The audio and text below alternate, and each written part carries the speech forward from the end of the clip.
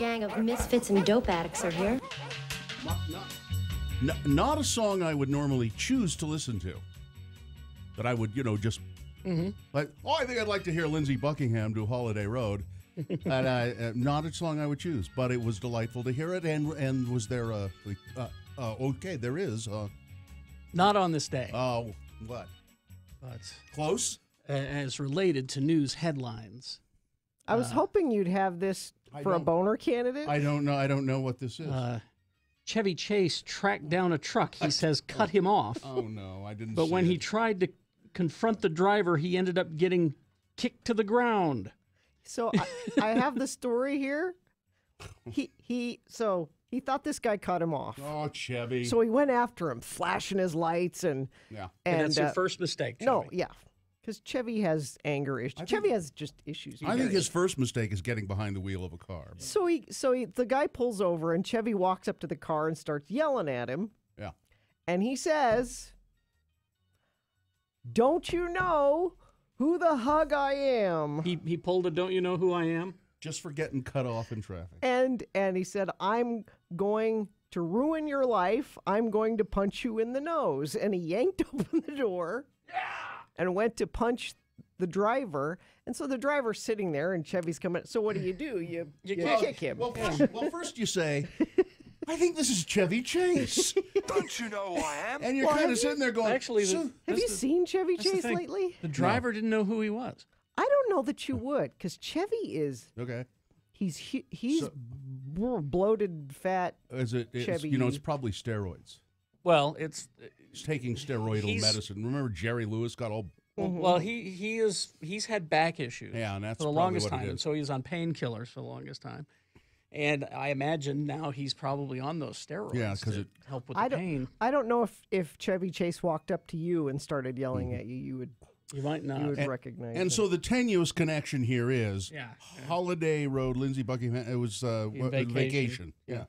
That's that's not tenuous at all. Yeah. It's close enough. It's a thread. It's Chevy adjacent. It was an excuse to tell the story. Yeah. We could have played "I'm All Right" from Caddyshack. We Democrats used to claim Chevy as our own. Really? But no longer. No longer do we Democrats claim. You know who I am? So before we take your check-ins, this would be the only opportunity I can do it. I want to bitch about my bowl before we. Dylan put up a picture let's of see Chevy. Let's see Chevy. Yeah, you would not recognize. Yeah, that. I'd know who that was, but you would. Yeah, I would. Yeah, but because I'm of a certain age, I would. This guy who he's a younger guy. He's like 20, so he might not. Yeah, I think that might be some sort of medication. That's partially, at any rate, makes your face kind of. He's just a really unhappy puffy. man. Yeah. Anyway, sorry. What were you? I just want to take it to bitch about something really trivial. Okay. Because there are very serious things to bitch about all the time these days. Right. Mm-hmm. So we're changing the way things are done here in terms of seating and rearranging furniture, and we're gonna have a big move day next week. And one of the things that they did already was we have this kitchen area here called the cantina, where there's a refrigerator and so they're they kind of cleaned that up so I have this bowl that I love. It's on my desk right now. I love this bowl. It's ceramic. Is it hand thrown? It is. Made by someone? It's hand thrown and very nicely hand thrown. I mean, it doesn't look like a stupid, pot. No. It's a beautiful bowl. I have a similar one at home. I bought them at the soup kitchen for a fundraiser. I think they were made by somebody at Red Kiln Pottery here in town. Beautiful bowl. I love this bowl, and I use it quite often. And I put this on top of it. This is a silicone protector, and it helps heat the food in the microwave, and it helps keep the food splashing out into the microwave. So they saved this when they were cleaning things up. And my bowl was clean and in a dish dryer next to the sink there. Not dirty in the sink. No. It was clean and next to a dish dryer, or in the dish dryer. So I couldn't find it yesterday. I found this, and our boss said, "Oh, yes, I saw that." And I said, "What the hell is this?" And said, "Oh, Bill uses that to cover." And he said, "Well, and I saved it, and I put it on top." So I got this silicone cover, but I'm looking all over for the bowl. I can't find it. We have tons of cabinets out there. We have tons of, and I'm looking in every cabinet. They've saved empty growler bottles. They've saved just common, ordinary glasses and mugs with radio station logos on them. Where do I find? It's missing? It was in the garbage, and it had been just roughly tossed into the garbage, and there's a big chip out of the side of it. So obviously a thing of worth. If you have any brain in your head, you would look at that and go, that's a nice bowl. I thought somebody maybe stole it. It's so nice. I mean, it's more worthy of being stolen than thrown away. It's a beautiful piece of pottery, and it works great for heating things in the microwave, and I love it. That's why you don't bring nice things to work. And somebody just chucked it in the trash and chipped a side of it, and there is no thought sometimes around here. That's why I think, and don't bring stuff like that. Yeah. You've seen what I don't even use the fridge. I have that little cooler that I bring every day with the cold thing in it, and I started. Most of the time, I would clean it and put it back on my desk. But I started. Oh, there's a nice dish drainer here. I'll just clean it and put it in the drainer to dry. And it's a bad idea to have that area be the break room anyway. The break room is a dirty place that should be hidden away from view, not out in the middle of. Yep. No. Anyway. No, we'll be here to say I told you so to the people who decided this was a good idea. But then I'm gonna bitch about Rush Limbaugh coming up. I wasn't sure I heard what I heard him say. The law. I listened yesterday for about 5 minutes, which is all I can ever take. So I looked it up now. I didn't get a chance to do it. It would have been a boner candidate.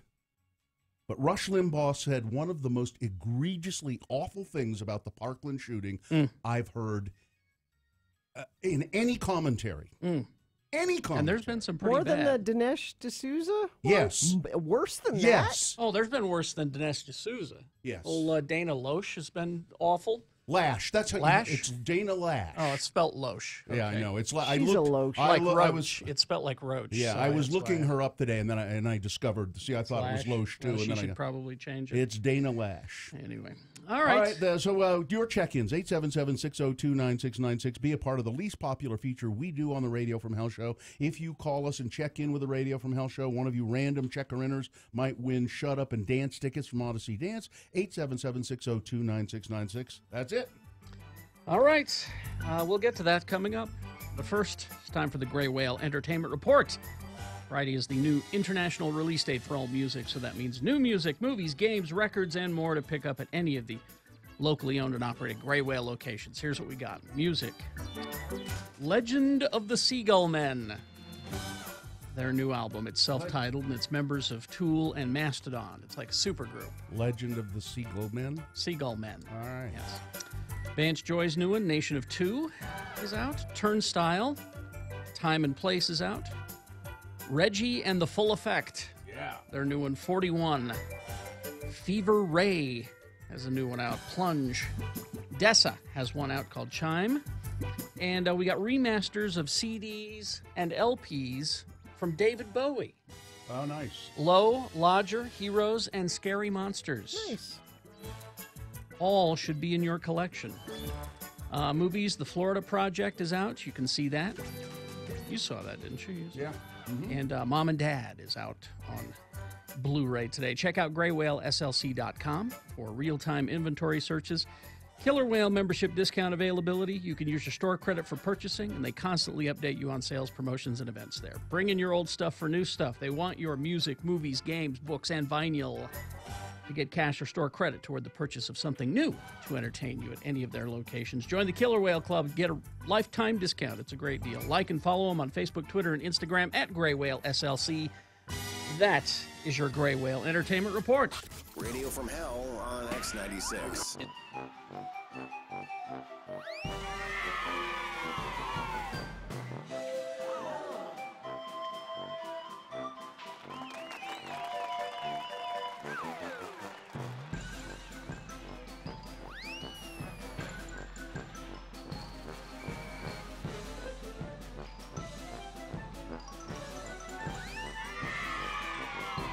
I didn't do anything this week. I was such a slug this weekend. Sometimes you need a sluggy weekend. I didn't think. Good for you. How do you turn that off? Alcohol. Genius switch. How do you turn that off? Alcohol. Alcohol. What kind? What was your alcohol of I- choice this weekend? Anything I could get. Whatever was handed to me, whatever was handy. It didn't matter. It didn't matter? No, didn't matter. You weren't I'll take- discriminating Nope. about? No? Oh, why? I'll take some of that, sure. Is it good wine? It's good enough. Yeah. I'll have some of that. You bet. And you were just handed things? Went out to dinner. That's the way it should be. Went out to dinner on Valentine's Day. You and- did? You did that going out on Valentine's? Yeah. That's brave. Yep. Had a nice dinner at Copper Onion, and you know, pork belly should be one of the major food groups. I agree. It really should be. What was the pork belly on? Or was it No, just, it was just it pork was belly. just out there being pork belly? Pork belly with some cherries and some Brussels sprouts and turnips. You know, just kind of as a little side starter, dish? a little starter to the evening, and then Nice. man. Did you take in your surroundings? Did you look at the other people that chose to go out on Valentine's Day? I See did. How in love they are? Or I are did. There not? was it was well, it was very busy. Copper Onion was very busy. I assume all the restaurants were very busy on Saturday. Did you go out on Saturday? No. No. So it was very busy. To the table to our left, two guys out on a Valentine's date. Guys? And then a table across from us, a guy and two girls. And they kept they were quite annoying because the guy kept hanging a spoon on his nose. You know how you do? You take a when spoon you're and a little kid. yeah, and you hang it off the edge of your nose, or he would put it across his nose, and then he would insist on one of the girls taking a picture of him.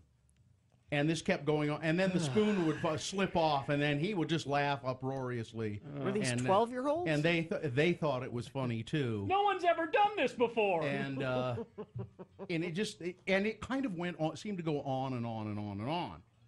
And then they had the waiter take a picture of the three of them together. Can you believe and this? it was just. This has never happened. And I kept trying to think, now, what kind of a Valentine's date is this? Threesome date? I guess he was maybe he was polygamy paying. date? Maybe he was paying for them. That could be. Could have been he that was. that would explain why they were laughing at the spoon Yeah, joke. the They were spoon on paid. the nose. They were hilarious, paid. hilarious. Spoon on the nose. Man, this is good. Good stuff. Good stuff. And those were the only. But mostly I was just fixated on my sweetheart sitting across the table from me as we enjoyed a delicious meal. I'm glad you did.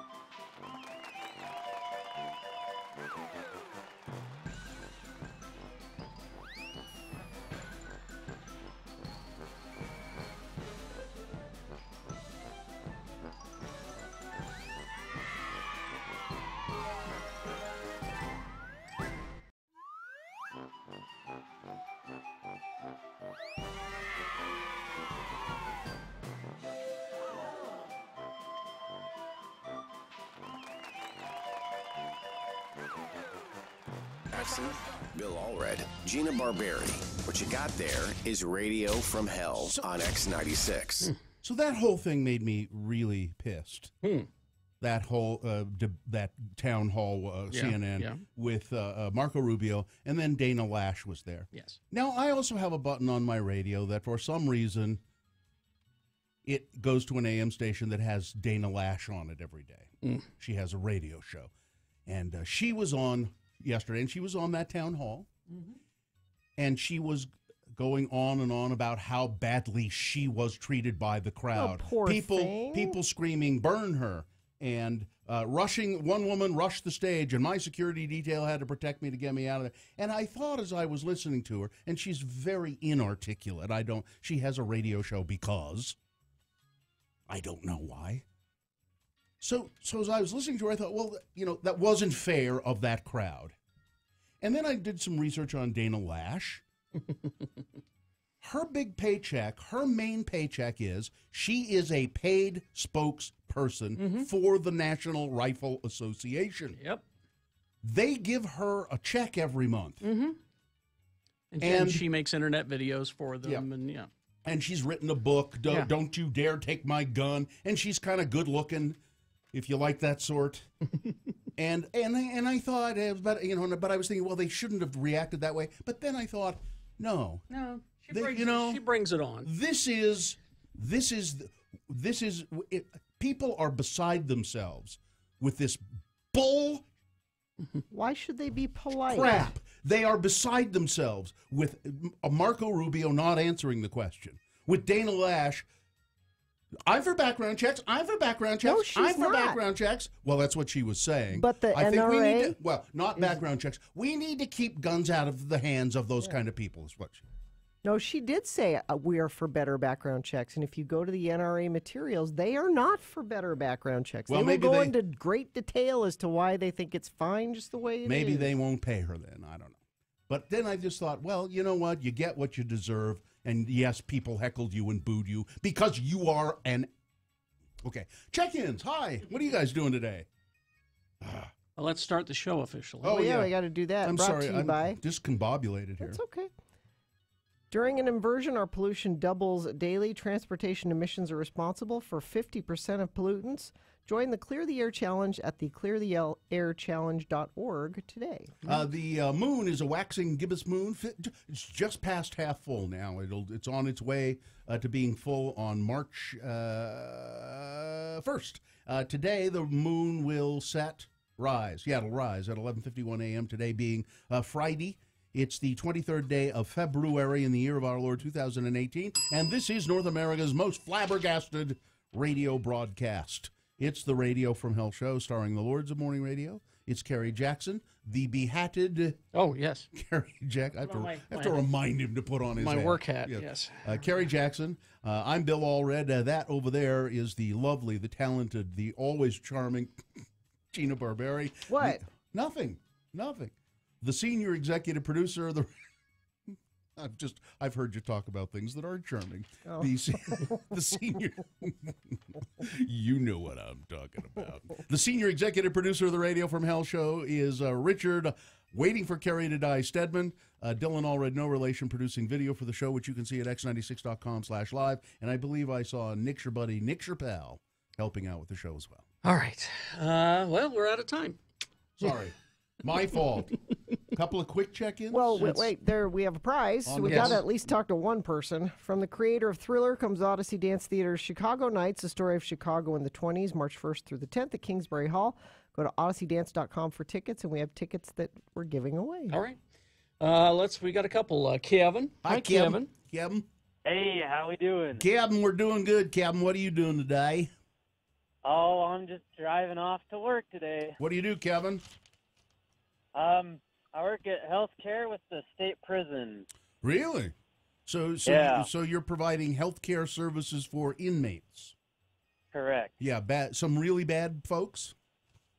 Boy, you wouldn't believe the people that we keep there. Yeah, Kevin, are you ever tempted to just pretend to give them medical service and then let them go back to their cells and die? Every day. Oh, jeez. All right, Kevin. I guess I applaud your work. Really, somebody has to do it. All right. Sorry. Thanks for checking in. Good luck. Hey, you bet. Thanks. We'll see you. Let's see. This is Nick. Hi, Nick. Nick. Hey, good morning, guys. Hi. Morning. Thanks for checking in, Nick. What's up with you today? What's on your mind? Well, I left early because I thought it was going to be hectic like Monday and Tuesday. Mm-hmm. But it looks like I'm going to be like an hour and a half early to work. So that's all right. Yeah, It was kind of bad up in Weber County, but down here. but pretty okay everywhere Well, it was else. just starting to snow as I came in, so Yeah. Well, and the roads are slick. So can you get Like Monday, I was 45 minutes late on Yeah. Monday. And then Tuesday, I left earlier, and then I was like an hour, 45 minutes late. So Nick, being that early to work, can you get into the building that early? You're going to be. Unfortunately, I work outside. Oh. Crap, so. Well, what do you Stay in your truck and be warm. And What do you do, Nick? I'm hot tending. Oh, the So hot. I've been that's late. right. Yeah. Thanks for checking in, Nick, and I applaud you for thinking about that. But don't idle your car. I know you want to stay warm, but don't. We got some heaters somewhere. I was Good. on All right. Okay. Thanks, Nick. See Thank ya. you, Nick. See ya. Let's see. Stephen, the 911 dispatcher, checking in. Kind of a rough night last night. Would appreciate at least a 60% effort. Sure. Sorry, that's terrible. Boring New York City lawyer here. Can I offer Bill some Sour Patch watermelon if that would help him? ooh, those are good. I like those. Is that code for some sort of calming No, drug? no, it is a calming drug. Then It's no, sour- no, I need drugs. Jessica checking in on my way to work. Tomorrow's my birthday, the big 35. Is 35 a big? I don't know. Benno checking in, If she thinks it's I guess. a big one, it is. Tim the tree guy checking in. Let's see. Yeah, okay. Well, due to this, going by this measure, Yeah. I agree. I think we only have to 60% it today. Okay, good, because I still have a little bit of a stomach ache. Okay. Because I'm betting because today is Friday, we're not going to have a lot of traffic. Well, there's a little bit because there's some slick roads up in Davis and Weber County. And a semi-tanker's been involved in a crash northbound I-15 near 21st South. Cars are on both shoulders, and snow is moving in from West Valley. So downtown here, we seem to be spared a little bit, but up north and out west, they are having some snow, and that's making for slick roads. There's also a water main break, 33rd South, 9th West. Temperatures are cold enough to freeze the water onto the roads, so that could be really dangerous. Ooh.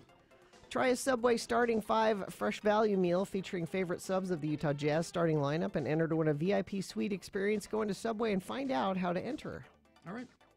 Big boy news and Opinioendo coming up, and then hello, yeah, what? Right after that. So if you missed the check-ins and you want to call and say hi, you can do that. Yeah. Talk about whatever you want to talk about. Be ready at 877-602-9696. The music starts at 10 with a 1 hour nonstop music wingding on X96.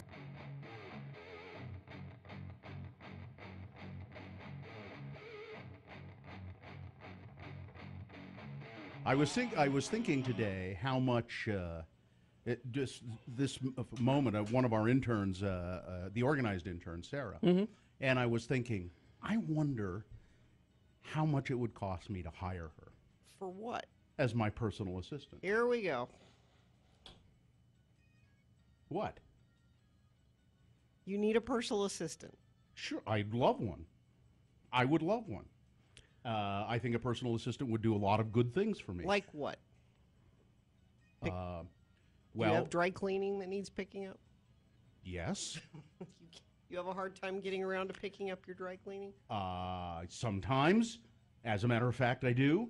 I have any number of organizing things that need to be done all the time. I need. It would be very nice to have somebody to post a bunch of social media stuff for me. At my direction, but actually do the work of it. It would be very nice to have somebody I could call up and say, I don't have time to go to the grocery store. I'm forwarding you my list. Please send it. Please do it. See, she's not. You know what I mean. There's any number of things. You want to go to the store for Bill? And she would love to. She would love to do it. She's nodding right now. But A, I don't know as I could really afford her, and B, I like her, and so I'm not sure that I want her to You be would on end up the yelling at on the her. receiving end Yeah. of me saying, What do you mean you didn't? Yeah. things like that. You would end So up yelling at her. Well, just we have to break here, but speaking as someone who has an assistant, What do you need an assistant for? Here we go. I feel bad having her do things. That's what I'm saying. And so I'm not utilizing her enough. You pay her, I do. then don't feel bad. Yeah. That unless she's the sort of person who goes, okay, I'll get right on that. Mr. Jackson. Yes, I if it's that sort of thing, then I need a different assistant. So see, Sarah would go, that's right. See, right, Chief. As a matter of fact, I would insist. I'm paying you. Say right, Chief, after everything I say. What I need is a personal assistant that I don't like. Yeah. That's what I need. How do you find that? That's the problem I think I would run into. I like Sarah. Because my assistant Nicole, I like her. I like Sarah. There's no way that I could put her to work as I need. It just anyway. I could. I just wouldn't want to yell at her. Yeah. And you would. Maybe. Eventually. Maybe. All right, let's get right, this over Chief. with. That's what Sarah, would you mind when you're here just saying right, Chief, when I ask you to do stuff? Just for fun?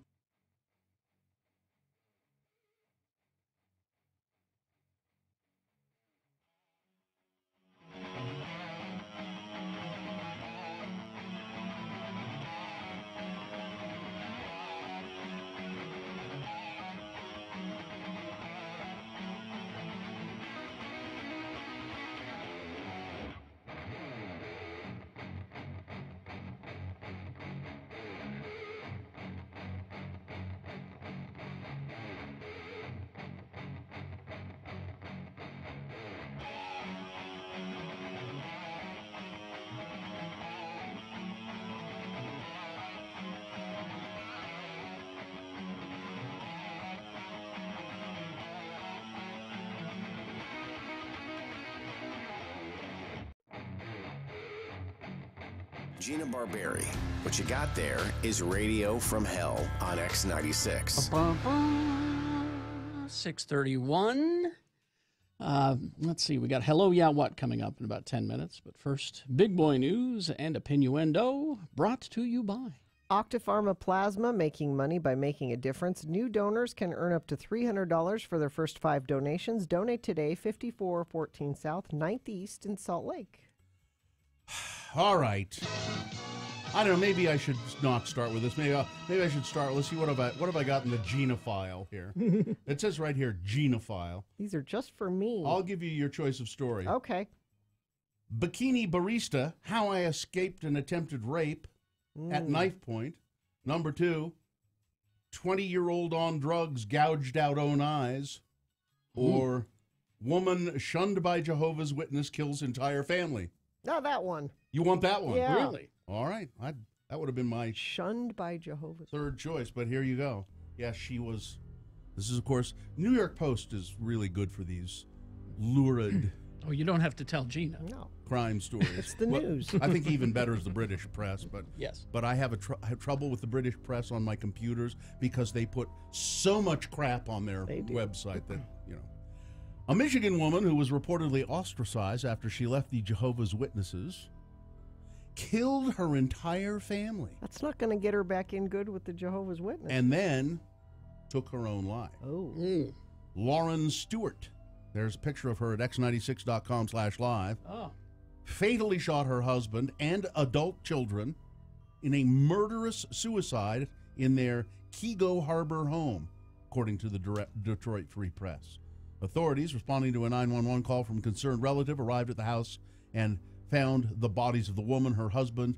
The kids were 27 and 24 years old, respectively. Friends said that they believe that she was driven to kill after she was shunned by the Jehovah's Witnesses, the religion that she was raised in as a child. The family of 4 reportedly left the religion more than 5 years ago over doctrine and social issues. Other former Jehovah's Witnesses told the Detroit Free Press that when people stop practicing the religion, current members, including parents, are no longer allowed to communicate with them. So if you leave Jehovah's Witnesses, all of your family members who are still Jehovah's Witnesses, you are dead to me. Yeah, they shun you. Scientology that way. Stewart's friend, Joyce Taylor, said the couple had left the Jehovah's Witnesses, and she believes that led to her mental breakdown and led to her violent actions. There you go. Did you like that one? Yeah, okay. Now Okay. now I can start the day. All right. So I was listening. I have this button on my radio. I have buttons on my radio that lead me to, in my car, to conservative commentators. You know, we can fix that. Well, I think it's good for you to check in there once in a while I and see do. what's happening. I support this. I can't listen to I used to be able to listen to Sean Hannity for long periods of time. Now I can't do it anymore.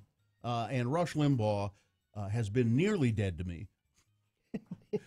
You are nearly dead to me. For a long time, but recently I've been checking in with him a little bit lately. And I couldn't believe what I got in my car when I left work yesterday, turned on the radio, came up, and it was Rush Limbaugh, and I just heard the tail end of him saying, so if he was bullied, who was doing the bullying? And that's about all I heard, but I figured out what he was talking about. Here's a direct transcript.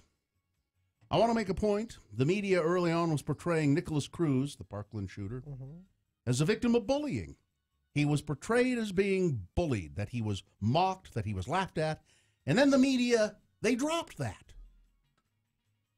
That characterization of the shooter being bullied and mocked, laughed at, humiliated, that didn't last in the drive-by media very long.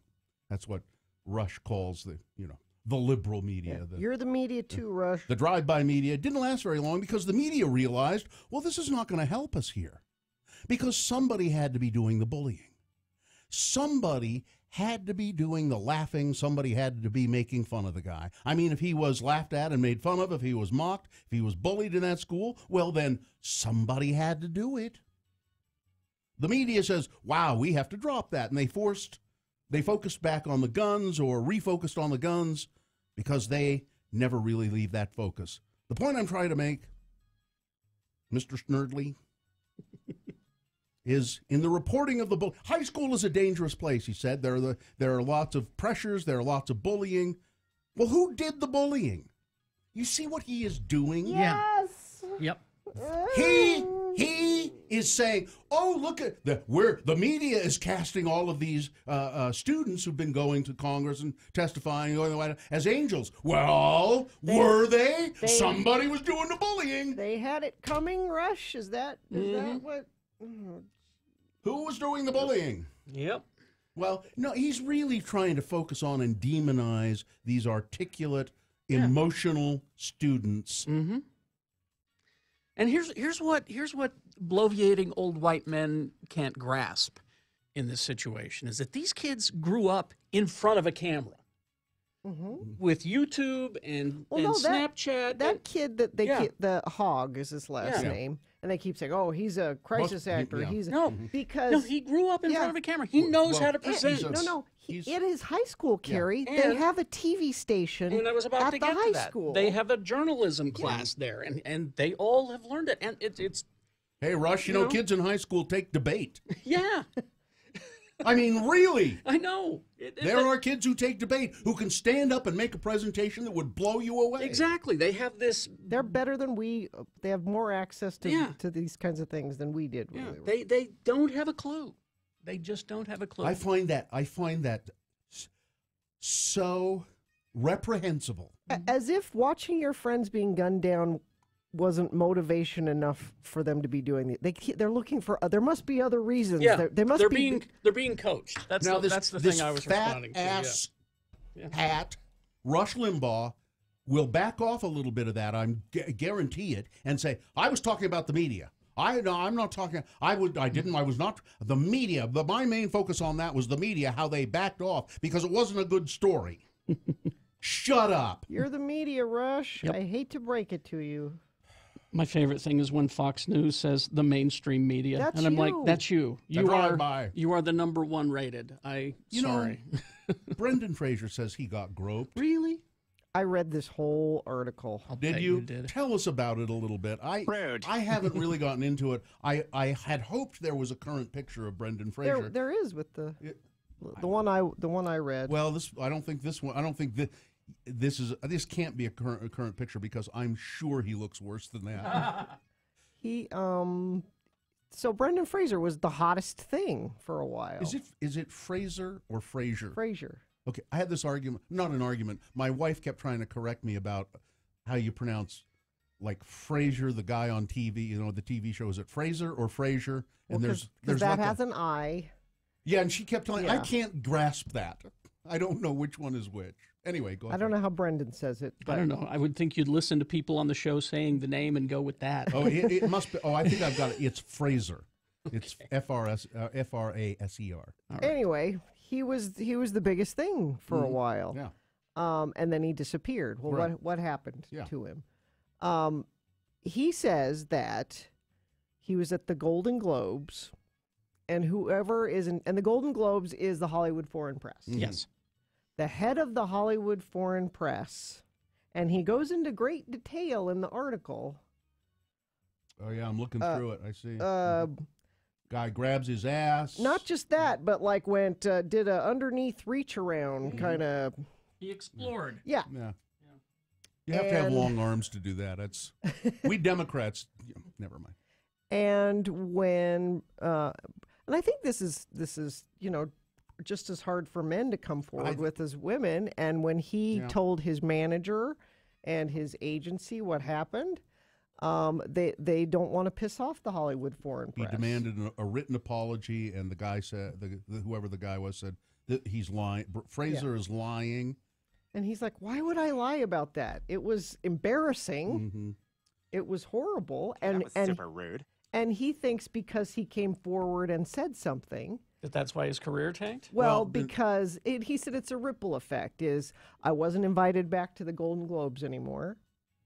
And my agency started to distance itself from me. And then he got depressed. And then he got depressed. And then the reason your career tanked was monkey bone. That's That's, so I've intimated, or not intimated, I've hinted at this before, but I had something like that happen to me years ago.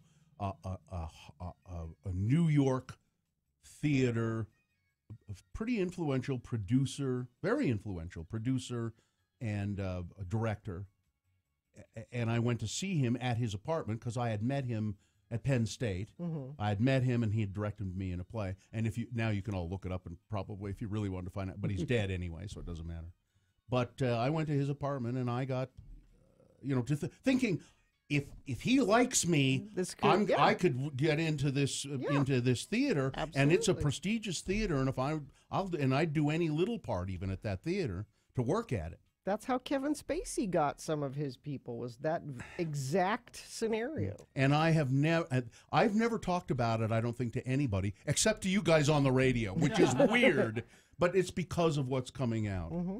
And it was very upsetting. Now, I got over it, and I don't think it scarred me for the rest of my life, but it was really upsetting. So.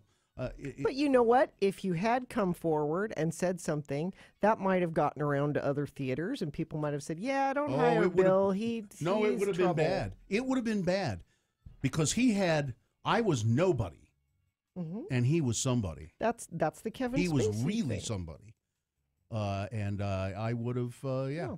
But he died in a home. I looked him up recently just to see. Wonder if he's still around. No, he's not. He had to go to a facility where they cared for him, and he is passed. Yeah. So all right. Let's see. Are we out of time here? Yeah, working on it. And of course, hello, yeah, what coming up? So yeah. So people need to. We need to make way for hello, yeah, people what. Need to line up for that 877-602-9696. Oh, I should mention our friend Jim DeBackus, Senator DeBackus, yes. who's leaving the Senate. Ooh. He tried to make a point yesterday about the .05 drinking law. They were maybe going to amend it or change it. So he had 2 cocktails and then showed up to the Senate. He said, "I've been day drinking. This is why you can't leave, Jim. I want you to know, and I want you to know I'm just fine. I've had a couple of cocktails. I did it, but this was an 8 a.m. meeting, so he had the cocktails before 8 a.m. And I think he said, I went out, had breakfast, and had 2 mimosas, and I feel perfectly fine. I want you to know. But they're gonna still keep it at .05. Yeah. All right. Sports weather traffic. Brought to you by National Auto Plaza. Who builds the best trucks? National Auto Plaza does. Lifted accessories you haven't even thought of yet, all to take your next adventure to a whole new level. So the Jazz, they've been off for the All-Star break. They're back tonight. 11 straight wins, so this could be 12 tonight. They play Portland, and this is at home at 7 o'clock.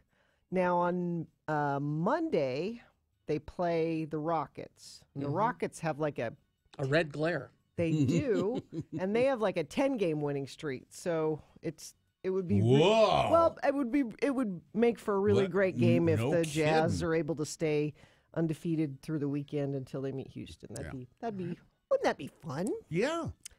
Let's see weather. It's chilly this morning, 14 degrees right now. It's cold out there. And we'll get up to 33. Now there's snow. Quite a bit, making slick conditions up in Weber Davis County and out west. It is slowly moving toward downtown Salt Lake, so could be affecting your morning commute. Let's look and see exactly how it's affecting your morning commute. Crash on I-215 northbound, approaching 35th South. Cars are on the right side of the freeway, slowing down traffic. Crash at the on-ramp from 21st South to go southbound I-15. Cars are on the right shoulder. Very slow traffic and slick roads in Weber and Davis counties. And there are a couple of accidents up the Ogden Way. Also a water main break, 33rd South, 9th West. Temperatures are cold enough to freeze the water onto the roads, so that could be a dangerous area. That's traffic brought to you by Try a Subway Starting 5 Fresh Value Meal featuring favorite subs of the Utah Jazz starting lineup and enter to win a VIP suite experience. Go into Subway and find out how to enter. All right. Not check-ins. Hello, yeah, what? Here, let's do this. Be a part of the Radio from Hell show on X96. Call 877-602-9696 or text us at 33986. Message and data rates apply. There you go. So do that now if you want to. Hello, yeah, what is kind of just.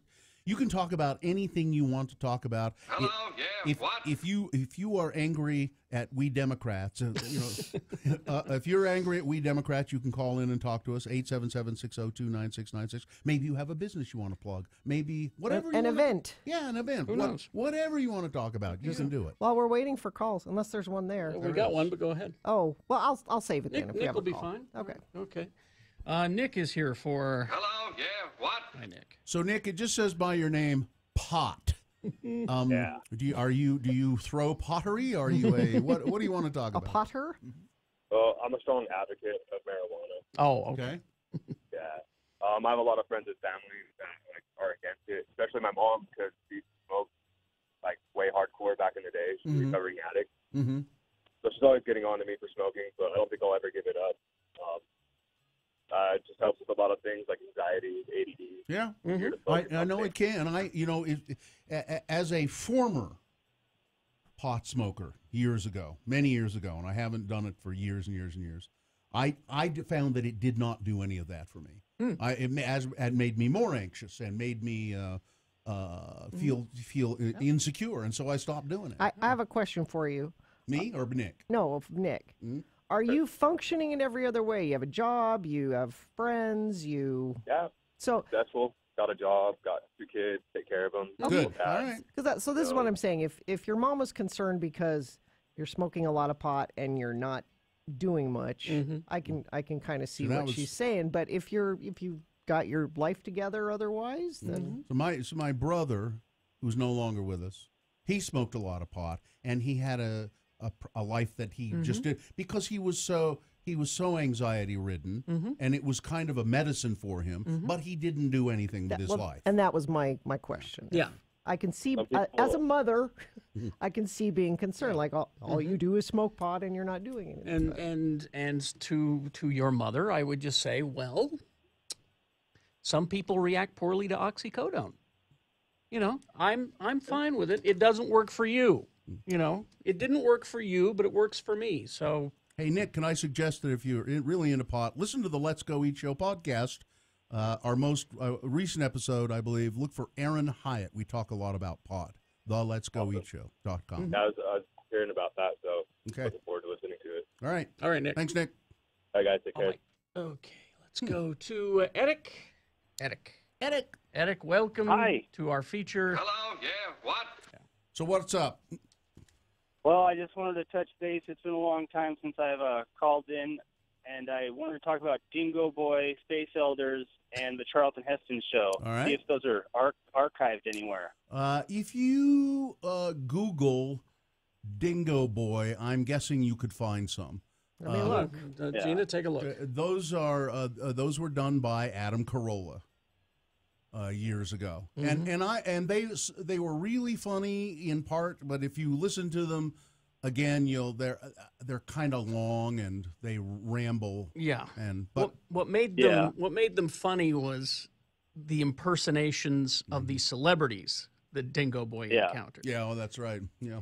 That's what made them funny. If you actually Adam Carolla on Facebook, he has a bunch of them for free. Yeah. Adam Carolla doesn't give away much for free, but and then Space Elders. I don't think any of them are available except for 3 or 4. Maybe because those are the ones that we're legally allowed to present. I've never tried to Google Space Elders. I don't know. Would you do that, Gina? See if they're Dylan would know. He's got the library. Dylan has been playing those old bits occasionally on x96.com/live during commercials. They are all available on YouTube. All of them? They're all available on YouTube. Someone must have uploaded them. Just the audio, right? Yeah, they're just uploaded. And on Radio from Hell. Does it say who uploaded them? Probably somewhere. Well, it's on our channel. So. Yeah. I don't think we're. If it's on our channel, we may not do that. Maybe we may not be able to do that. We should look in. It's not on our channel. Yep, they're all there. Yeah, Somebody it is. else did it. Oh, I don't think we were supposed to. Yeah. No. Okay. All right. Well, thanks don't tell anyone. Thanks for getting us in trouble. There you go. And I don't know about Charlton Heston, the mini disaster movies. I got a bunch of them under my desk. I don't think they're available. Maybe we should play one on a Throwback Thursday. What format are they? CD? CD. If you'd like to bring in a CD player and sit under Carrie's desk, you have at it. Oh, all right. that'd be perfect. All right. Okay. Thank you. See you, Eric. All right. Thank you. But yeah, Dylan's been playing a lot of that stuff during the commercial breaks. A lot of really old bits, stuff from way back, KJQ days even. What? Terrible stuff. Yeah. Yeah, no, some of it's awful. It's really bad. I want to hear some of it. Well, you have to go to x96.com/live during I'm the on commercials. the radio. No, not during the commercials. Well, I'm working during the commercials. Yeah. Nah. Well, Yeah. I look over your shoulder Believe sometimes. me, you're you're not- looking at recipes. you're not missing. You're not missing anything. Occasionally. They're all pretty bad. Oh. Well, bring in a boombox. A boombox. It doesn't work that way. No. All right. Oh, that's right. An internet-connected boombox is what you're after. All right. Let's go to Lane. Hello, Lane. Hello, yeah, what? Lane, it says you're out in a plow truck. Where are you? Lane? 100 south and 40th west going eastbound. Say it again. Say it again. Say it again, Lane. Say Sorry. it again, please. 4700 south and 40th west going eastbound. Okay. Traffic's bad. People, trust me, the road behind my plow is a lot better than out in front of me. Oh, yeah. Yeah. But you're not going fast enough. Yeah. Come on, Lane, There's gun so much it. traffic. There's so much traffic it wouldn't make a you-know-what anyway. Oh, yeah. Are you a county plower? I am. Yeah.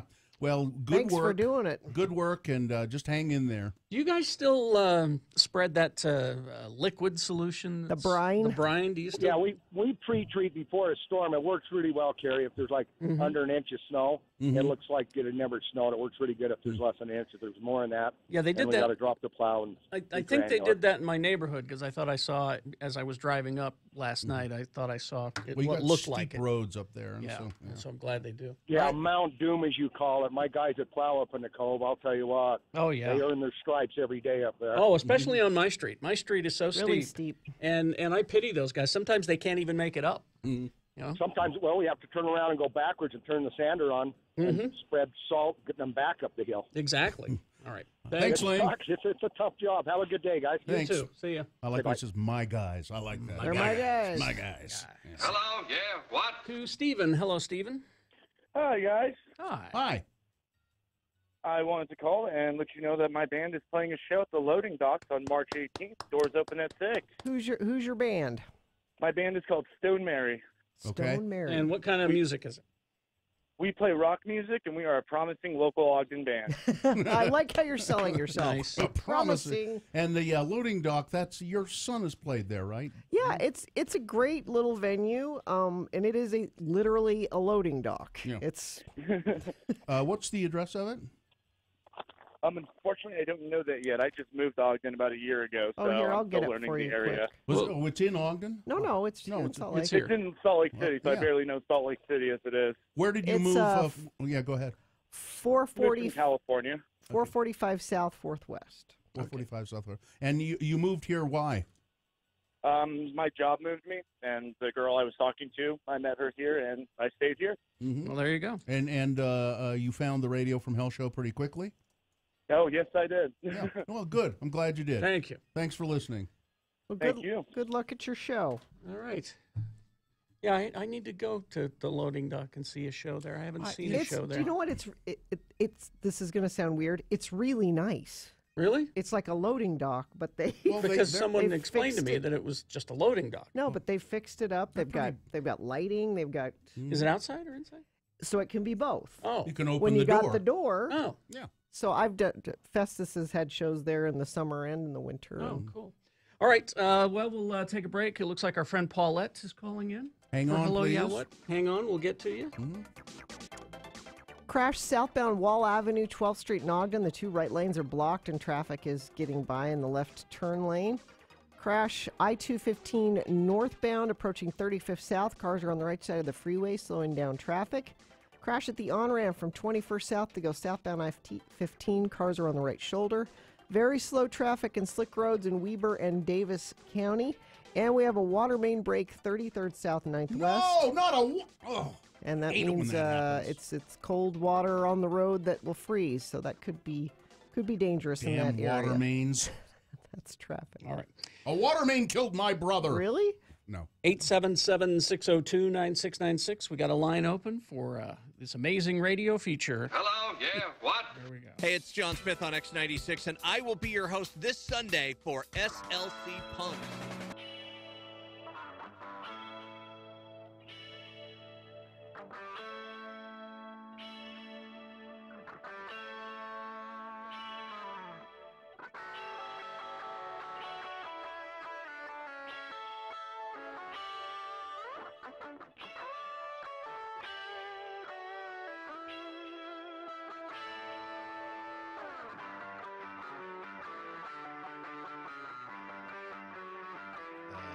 I was yesterday. I was at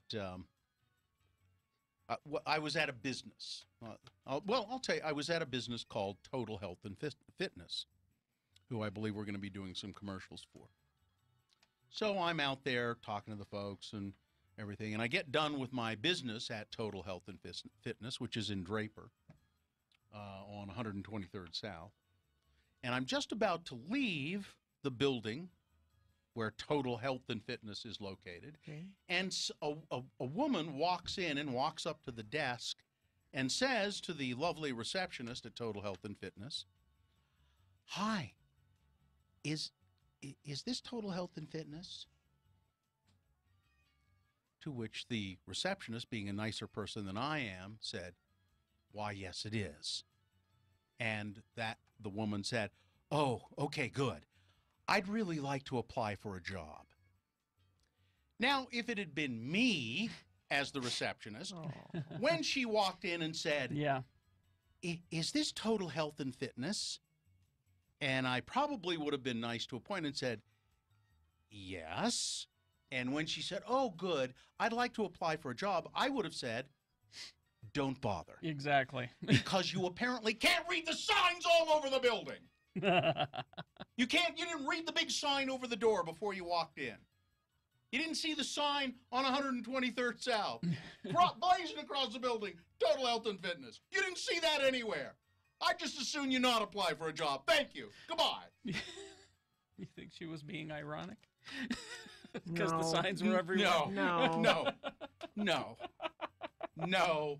No. The receptionist did say she's way nicer than I am, but it was probably true. I don't think she was just trying to be nice. She said, "Well, we're not hiring right now." I would have just said, don't bother. God. Oh, shit. I'm just sitting there looking at this going, really? Really? I'm not a nice person, though. No, you're not. No.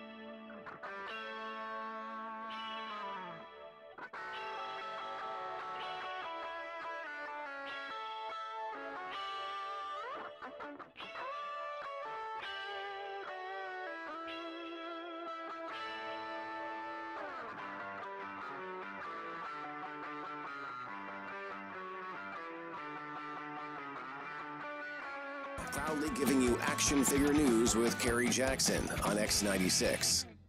All right. Proudly. Well, I don't know about that. Hello, yeah, what?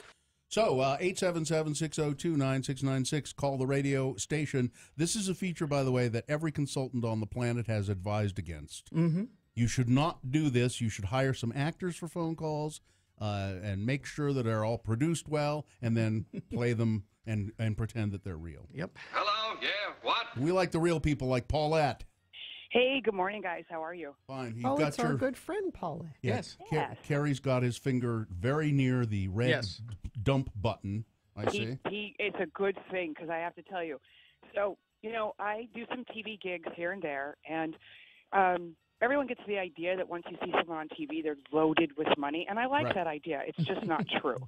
So, in New York City, not a cheap city to live in, I also have other jobs. Got to keep the hustle strong. So I think you guys know I give these food tours. Right. Yeah. And I take groups of people around 7 different places to eat for 3 hours, take good care of them, and I get so excited when I have local Utahns on my tour. I feel like I've got family on the tour. It's so exciting. But sadly... I see where this is going. Yep. Sadly, most of them live up to the stereotype that us in the service industry can count on them for. Yeah. Next to no tip. Yeah. So they pay a fee to go on the tour. Yeah, you pay $54 per person.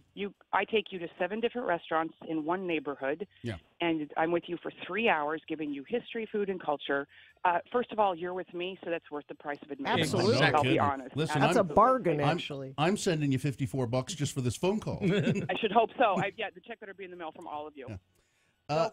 I feel like I need to apologize, because that's everyone terrible. should be apologizing for the couple I had on yesterday. There was a couple from Utah, and immediately like, oh, where do you guys live? And you listen to Radio from Hell. They're all my good friends. I love it. I go back home as much as possible.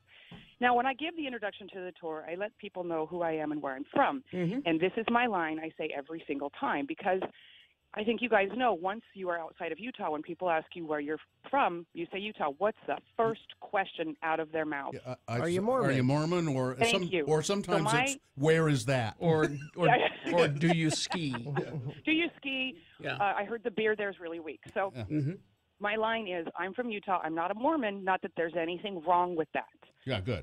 That's what I say every single time. Okay. This obviously sober couple was just, I think, resentful from that line. Like, I don't care if you're Mormon or if I'm not Mormon. That's just a little thing called comedy, and check into it. Yeah. You know? Check into comedy. Check into comedy. So I got to say, average tip from people, it's like $20 per person. Sure. Paulette, do you make it clear that tipping is very much appreciated? And I very much make that clear from the Okay. beginning I because figured you would, but in the service industry from around the world, it's an unfortunate thing, but when we see where people are from in this world, in this country, we know what kind of tip we're going to get from that person. I've heard that. So if the average is 20, what did they give you? $3. Oh. Whoa! Can't even get a taco with that. If that couple is listening right now and you know who you are, you should be ashamed. Just for 3 hours of your time, you And got $1 an hour. You get a little food with that and everything, right? You get so much food, you leave stuffed. Huh. Like, you get this amazing history. I mean, it's 3 hours of someone's time. I mean, you're paying for it, but are you for real? Like, get that button close, Carrie, because I wanted to take that $3 Yeah, well, okay. and ram it deep and dark where the sun does not shine. You know, I remember you telling us that you do this before, and I had that thought then, and I'm having it now. We need to go to New York and take a tour with Paulette. God, I'd love that. Let's do You do, but we will do a private tour so I can give you the unfiltered tour. I'll tell you what I say, and then I'll tell you what I think and filter through when I don't say it. Yeah. But we will tip you well. What? Just your company alone. Well, this would be for you guys free, are wouldn't tipping it? me well. This would be for free. We could do it for free, can't we? Guys, I'm on TV. I'm rolling in money. Yeah. You don't owe me for free. Oh, when Completely is for free. When is that Bobby Flay appearance happening? Do we know yet?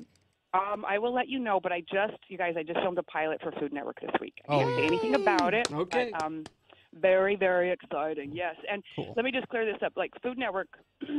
No, maybe I shouldn't say that. Never mind. No, don't. It's a lovely place to work. I Don't. love it. I'm very happy. Yeah. Yes. There you go. All right. Well, she All stopped right. herself. So if you're going to New York and you want to take Paulette's food tour, how do you do that? So you go to foodsofnewyork.com. Mm-hmm. We have a few different tours on there. I give the Nolita tour, which stands for North of Little Italy, and I give the Heart of the Village tour. Ooh. You're with me for 3 hours. I'm feeding you, giving you history and culture, and you are with me. There are drinks available. Years ago, there was an ice cream place in the village, and it was. Yes, you mention this every time, Bill. It's gone.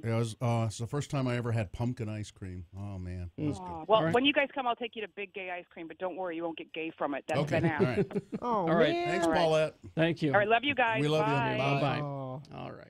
That's Tip I hope that they're not listeners of ours, but I think they are. people in your service industry. Maybe they were upset by her comment. I don't know. Oh. You know, it could be too. I sounding like Gina now. They scrambled through their pockets and went, "Oh my God, we don't have any cash." And could be. I don't know.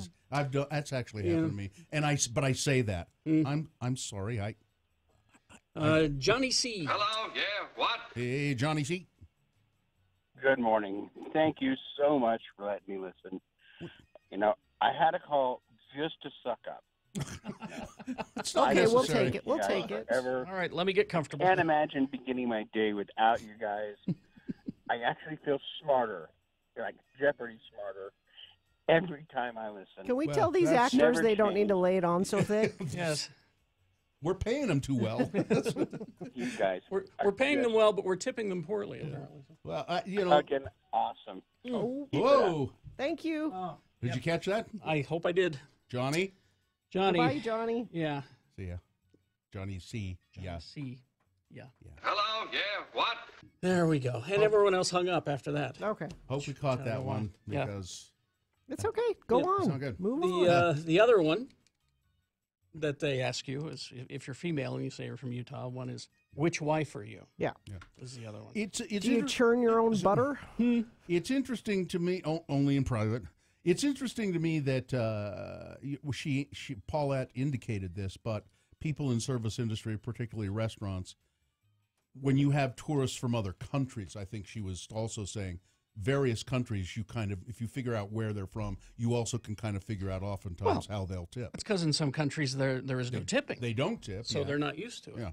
And then I think some countries are just cheap. And it's like some countries that we've been to, we tipped, and they were like, what are you doing? What? Yeah. Yeah. I wanted to mention quickly. Yes. I'm sure she's not listening. I'm sure she's busy being Who's a she? new mom. Who's she? Our good friend Nineveh Dinha. Oh, did she finally it happen? give She had her the blessed baby. event? Yes. Oh, good. 7 pounds, 7 ounces, 20 inches. Perfect. And it will Of course, be beautiful. Nineveh had perfect makeup. Of course she did. Perfect hair. in the delivery room. In the delivery room. She didn't even sweat. She was wearing perfume. And if and she won't mind me saying this because she talks about it a lot on her website. Extremely difficult time getting pregnant. Mm-hmm. Oh, that's right. I know that. Years and years of fertility treatments, and I mean, it's always a happy occasion. But when you know somebody that's been through a lot to get pregnant, it's happy day. So congratulations. Congratulations. I always feel nervous around Nineveh. Really? Yeah, because she's so pretty. She's makes me she's nervous. disarmingly pretty. Well, and she's incredibly smart. She makes me nervous, and I don't. Yeah, and she is a very, very, very, very smart person. I tweeted at her a few times and about this whole non-compete thing because she's all for it, of course. Let's see. Let's go to Adam. This is. Hello, yeah, what? Yeah, there's still a slight bit of time to call if you want to. No? No. Adam will be our last Adam, call. you're our last call. What's up? All right. Well, thanks for letting me listen. Mm-hmm. Geek Show says hey. Hey. And Gina, you haven't ruined the show yet. Thank goodness. So I actually called. I want to throw the gauntlet down to the listeners. Mm-hmm. I'm going to donate blood today. I have an appointment with the Red Cross. Good for and you. I want to challenge all the other listeners out there to do the same. Get out to the Red Cross and donate blood. Okay, so Just for nothing in particular, just it's time and they need it, and there's no event going on, or Nope. Just Okay. it's always needed. It's something people can do, and they rarely do it. And yeah, I think it's a great. you get a free great snack. You get a cookie? I'll bet. I don't remember the last time I did Orange juice? donated blood. I don't. I really have no idea when I did it last. I remember. Honestly, I'm full of so much rage and anger that I'm surprised patients don't burst into flames when they get my blood. Well, I'm surprised they take it. It was Carrie's talked about. Is it you that's talked about you like to donate blood? It made you feel good? Yeah. I remember you talking about this. It's like a cleansing. Not kind emotionally good, physically No, good. physically, I feel better after I drop a pint. I think there's something there might be a little something to bloodletting. Well, I think I've heard people say this Yeah. before. Because it forces your body to generate new blood quickly, and it's new fresh blood. Unfortunately, the medications that I am on make it so that they don't want my caustic cancer-filled blood. So I'm trying to figure out a way to do it at home. There you go. I'm sure Leeches, you bought leeches on the internet. Got some didn't you? leeches. Go to the internet. Leeches. I got them mailed in from Mr. Bogart's leeches, There you and go. they're on the way. But yeah, donating blood, that's something you can do on your lunch break. It really doesn't take that much time to do. So, Adam, how do you now see the Red Cross? This is a donation. They don't compensate you for this. How do people find the Red Cross where they can do it? Just go to the Red Cross's website, and they have donation centers throughout the city. Oh, okay. There you go. They make it very easy for you. See, maybe you should do a Radio from Hell blood drive. a bloodletting. A bloodletting. Yeah, well, I think That's what we'll call Yeah, it. we call it All that. right, thank you. We might next time you call, refer to yourself as Rage-Filled Adam. All right. I will do that. All right. Thank see ya. you. All right. Uber driver in Paris told us tipping is considered rude in France. He said, we make enough money in France, and tipping is like saying, I have more money than you, and you really need this. So don't try to tip in France. Yeah. All right. Let's see. Oh, okay. How's the traffic, Gina? Well, let's have a look. Why don't we? Yeah, let's mosey on down to the old traffic desk. Traffic hole. Crash northbound I-15 milepost 336 in Sunset. Crash northbound I-215 35th South off-ramp in Salt Lake. That's off to the right shoulder. We've got a couple of issues up in Ogden. They've had a little more snow and slick conditions than we have in Salt Lake. A couple different accidents going on there. So if that's part of your commute, give yourself a little bit of extra time. That's traffic. All right, thank you. Let's see. We've got, Dick Clark and I have just made a date. Well, that's adorable. On Twitter. I'll tell you about it coming up. But here to the Boner Cat, I'm excited. You know, that really only means something to the two of you. I don't know that you need to share it with. Oh no, this. I want to share this joy with the world. Okay. So here are your boner candidates coming up. Boner candidate number 1, Nick. You know, when you don't feel bad, you can correct my titles if you want. It's that looks, but I had written that look, and he could have put an S in there, but he didn't. That looks like a hunting rifle to me. Or you can say it like this. That looks like a hunting rifle. You can say it like that. I'm fine with that. But the person in question would not say that. Oh, okay. Boner candidate number 2, I'll just put it on the company card. And boner candidate number 3, this will teach them a lesson. All right, Boners round 1 coming up along with Big Boy News after these. This week we give you a spoiler-free, I can't call it a review really, we gush about Black Panther. We answer your questions. Jimmy interviews the cast of Game Night and a whole lot more. Every Monday you get a free Not Safe for Work episode. Me and my best friends sitting in my basement recording studio, drinking and talking about the stuff we love. Sci-fi movies, TV, comics, games, and toys. You can find us at geekshowpodcast.com.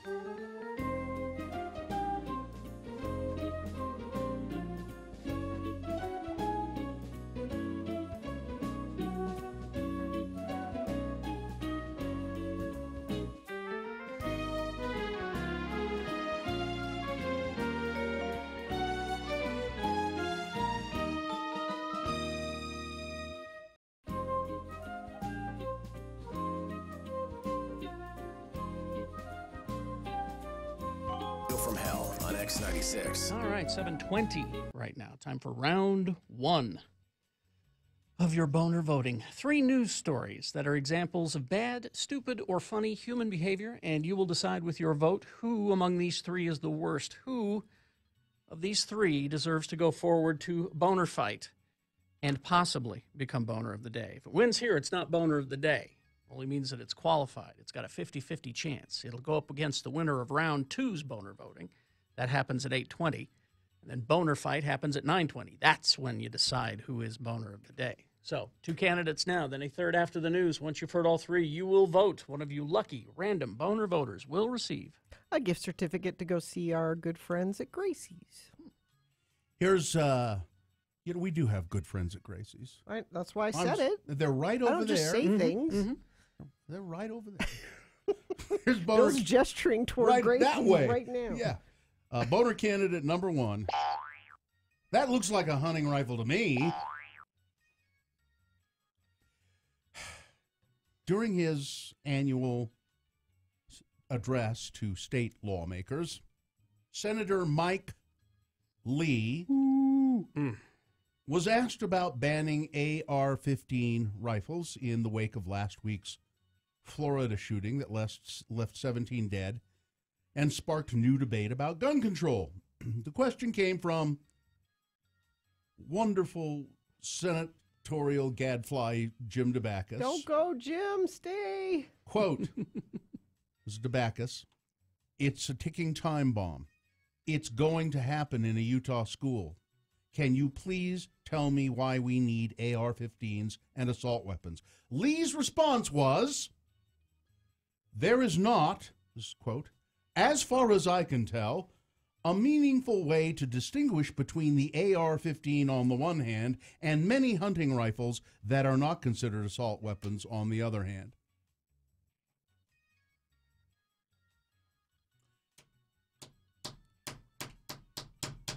So let that sink in, ladies and gentlemen. As far as I can tell, there's not a meaningful way to tell. So we can't do anything. I'm sorry. He said the distinction can be arbitrary, and banning an entire category of weapons is not the best way to protect people and would not be supported by most Utahns. That's not the question that Jim DeBacchus asked. He asked, why don't we ban AR-15s and assault-type weapons? Because they have nothing to do with hunting. That's what he said. Well, you want to ban a whole category. No. I just want to ban this category. This one. Boner candidate number 1. That looks like a hunting rifle to me. Oh, and Senator Lee, you'll now find signs in most of our restaurants and bars to inform you which one is which. In case you're confused. Yeah. You don't know his hunting rifle from a bar or restaurant. I think the distinction, as I recall, maybe his confusion, he has twin sons. Maybe that's it. As I recall, he has confused. Twin sons, so he gets confused about stuff. Here's boner candidate number 2. I'll just put it on the company card. A Chicago drug company executive who blew nearly $5.8 million wow. on exotic trips around the world, fancy watches, purebred pooches, plastic surgery for his former escort girlfriend. Well, she started out as an escort, but, she's my girlfriend now. After the surgery, I got her fixed up. Now she can be my girlfriend. He pleaded guilty to racketeering and he pleaded guilty racking up the charges on his company credit card. Scott Kennedy copped to 1 count of wire fraud Wednesday in Chicago federal court in a plea with the feds. Kennedy agreed to testify against his ex-girlfriend, Crystal Lundberg, who was also charged, in exchange for prosecutors asking that he serve only 3.5 years behind bars for his cooperation. Kennedy and his gal pal, by the way, his name is Kennedy. I'm guessing he's one of us Democrats. Well, with the Kennedy. They spent $5,794,000 anyway. You think nobody's going to notice that? $5,794,715 in 2 years, less than 2 years, while he worked for a drug delivery company. He and Lundberg, who he met on Backpage.com. where all the best women are. Use the company's American Express card to splurge on $12,000 a month mansion in San Diego. 2 Rolex watches costing more than $60,000. 2 purebred dogs. I mean, it goes, he put it on. Put it on the card. I'll just put it on the company card. Boner candidate number 2. I guess she's charged because she knew what he was doing, and so she's an accessory. All right. Coming up in a moment, boner candidate number 3. This will teach him a lesson. All right, so round 1 of your boner candidates. Number 3 will happen after this big boy news and Opinnuendo, brought to you by. Folks, it's the best season of the year. Not summer, not pumpkin spice season, definitely not tax season. It's seafood season at Del Taco. Swing by and stock up on 2 beer-battered fish tacos for only $4. It's unfreshing, believable, limited time. Price and participation may vary. All right, this first story I'm doing mainly, I just really want you to see this picture of these 2 people. This is New York at its finest, ladies and gentlemen. So go to x96.com/live if you want to see the pictures Bill is talking about. Righto, naked cowgirl, Sandy Kane, you know who naked cowgirl is, has filed a bizarre handwritten lawsuit against shock jock Anthony Cumia. There they are. Oh my God! And I'm telling you, she's pretty hideous. But you know, Anthony Cumia looks like a New York, a dissipated Actually, New York guy too. I think if you put him in her clothes and wig and makeup, they look just alike. She's suing Anthony for he used to be the Opie and Anthony show guy. For $2 million after a chair was pulled out from beneath her on his show, leaving her with bruises on her butt. The butt she has, it's an asset. And I mean, her ass is an asset because she's in Times Square all the time showing it off to tourists. She looks very old also. Yeah, she is. Kane filed the complaint in January alleging her civil rights had been violated. She says she went on his show is a podcast show. Which have you It's listened online. to? No, he's a bitter. He's a racist. Yeah, and he's bitter and Cumia's podcast. They said that he pulled a chair out from under her as a joke, and she got a black and blue ass cheek, and she's suing. Good for her. You guys go for it, both of you. Have at it, Anthony Cumia. All right. Police have said they were unable. They have been unable to identify. I'm glad you're doing this.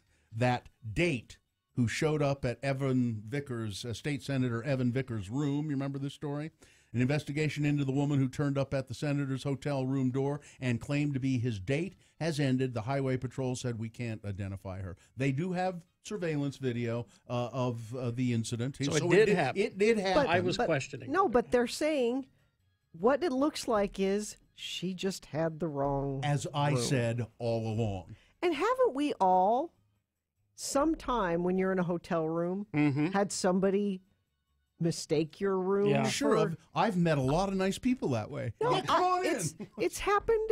Knock, knock, knock. Oh, it happens in Vegas a lot Wrong room. because those long hallways all look the same, and you don't really remember your room number, so you knock and you hope it's the right Senate one. President Wayne Niederhauser said UHP concluded its investigation Wednesday into the incident.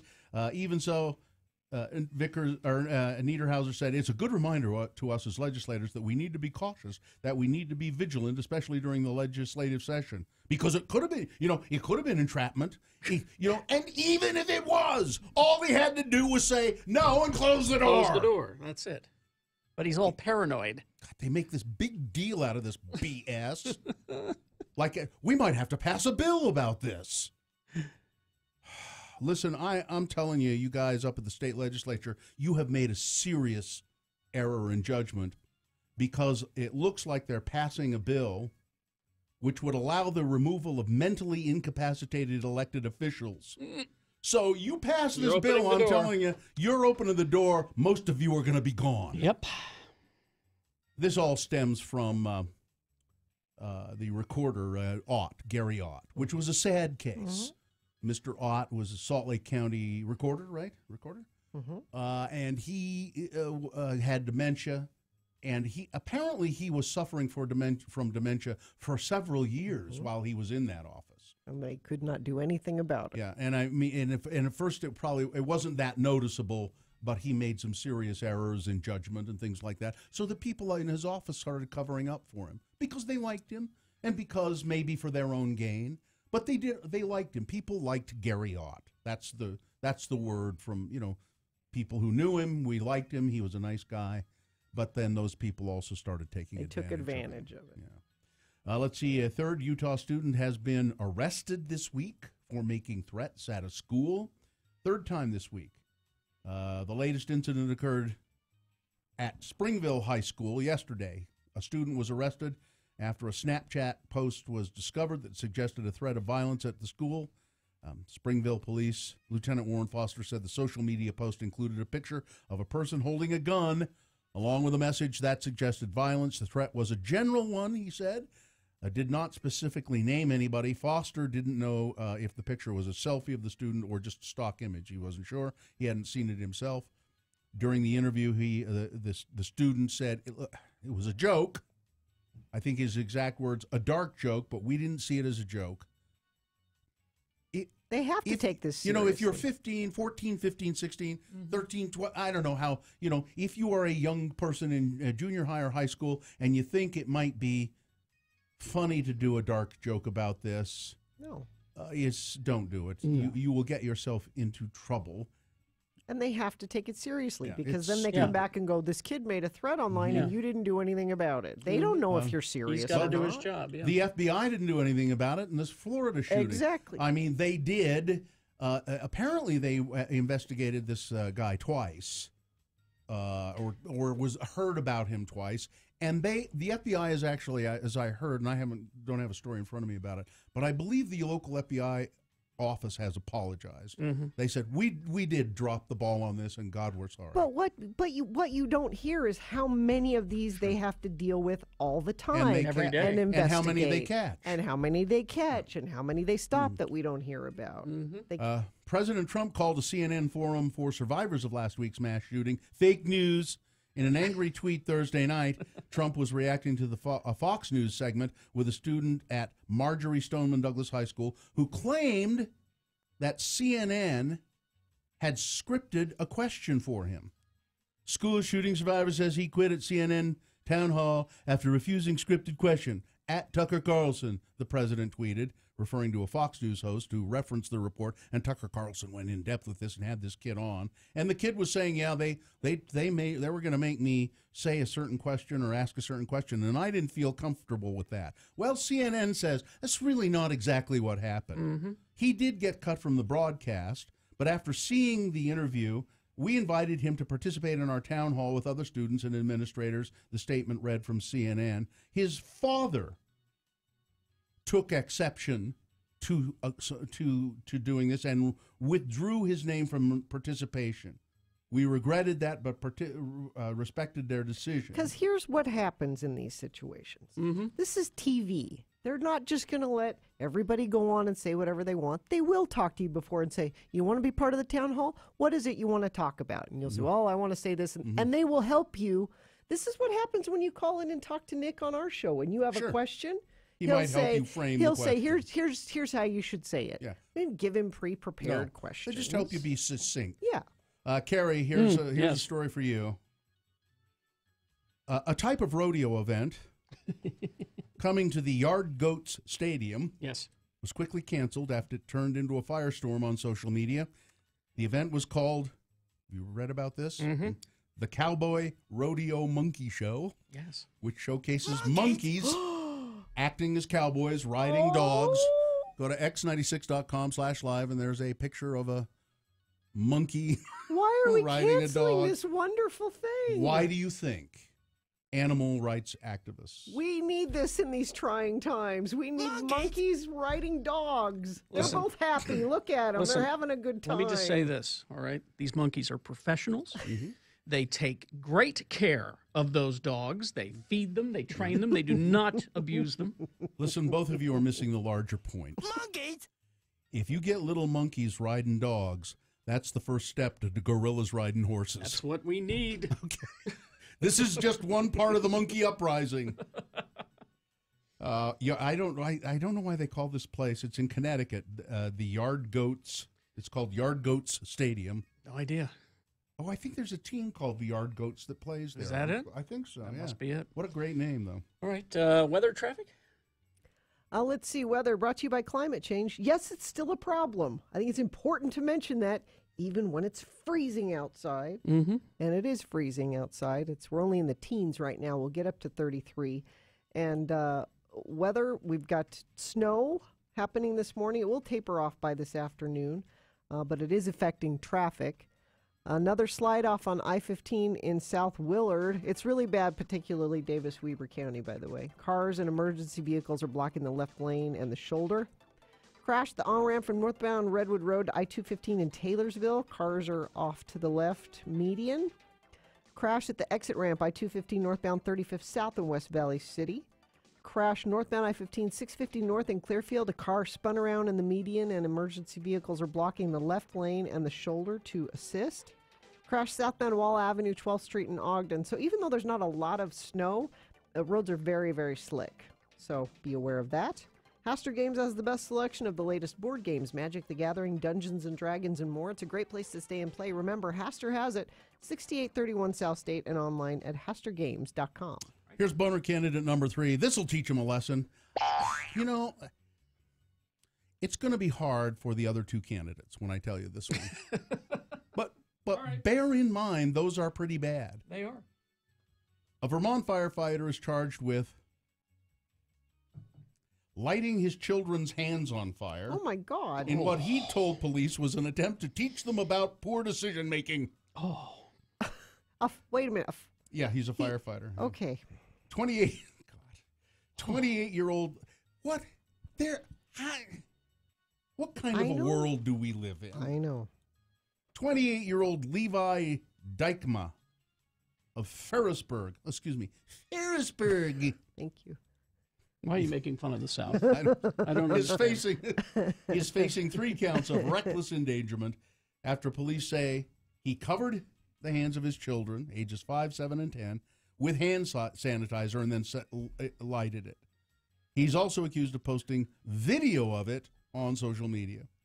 Dykma, who pleaded not guilty, told police he was demonstrating the flammability of sanitizer and attempted to teach the kids about poor decision-making.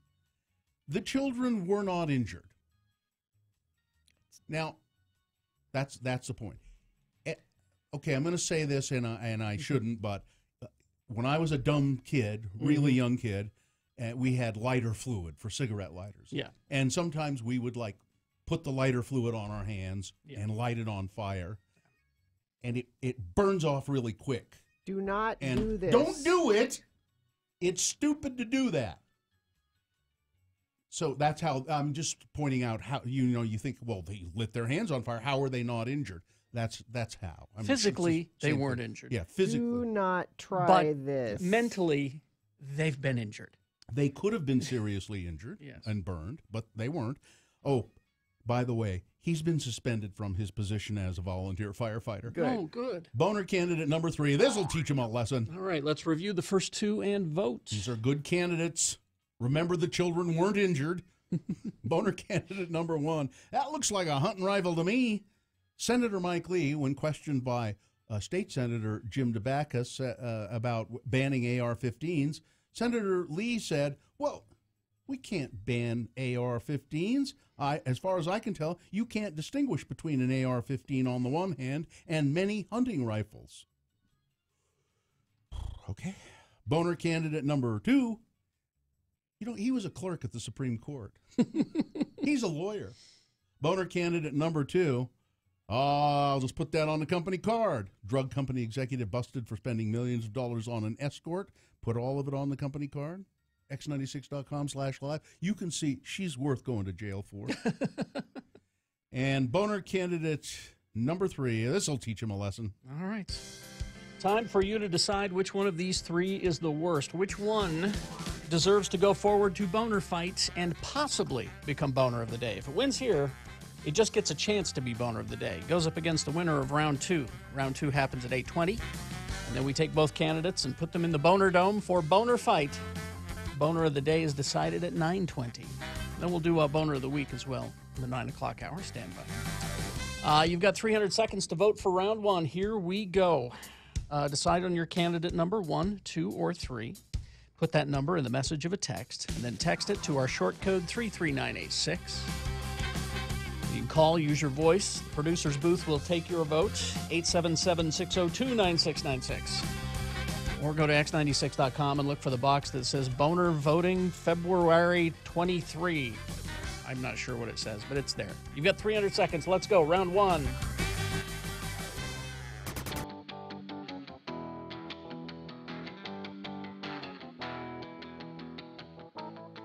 I could talk about this now because my wife's Christmas party is over, the one that she has at work. And one of the deals is they do a white elephant every year, and it's an exchange, and then they do that. I don't know what's it called, where it's like, I'll take that, and you have this. You do like a big swap. Yeah, like What's a it called? like a barter. I don't know the Something technical swap? name. Yeah. Anyway. And she went on an Etsy site, and she sent for these crocheted coasters. Cool. That was the gift she was taking to the party. And the reason they were funny is they were shaped like cats' butts.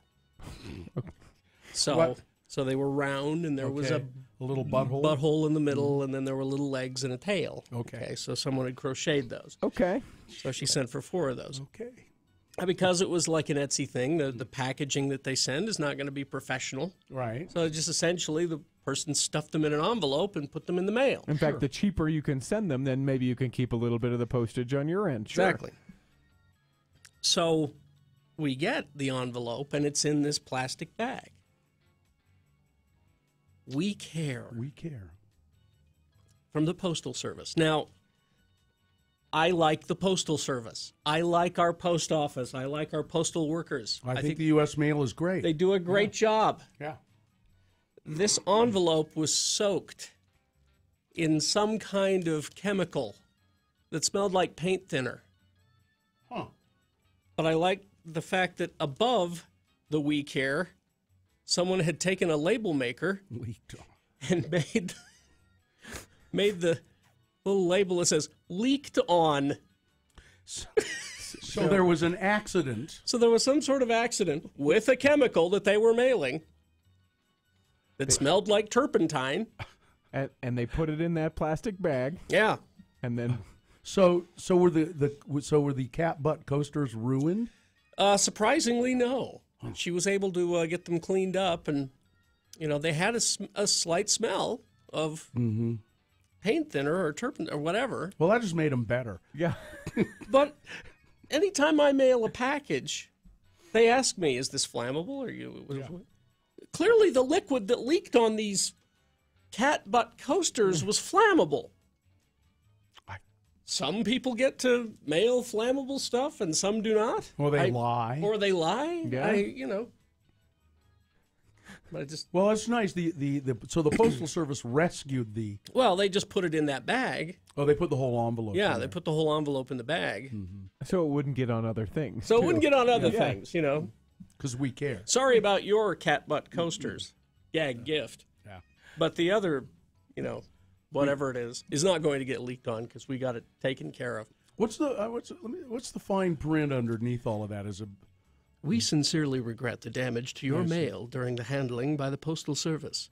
We hope this incident did not inconvenience you. Okay. We realize that your mail is important to you and that you have every right to expect it to be delivered in good condition. It's not a personal message. It doesn't go into. We know these valuable cat butt coasters It's are. sincerely your plant manager, processing and distribution. Oh, I see.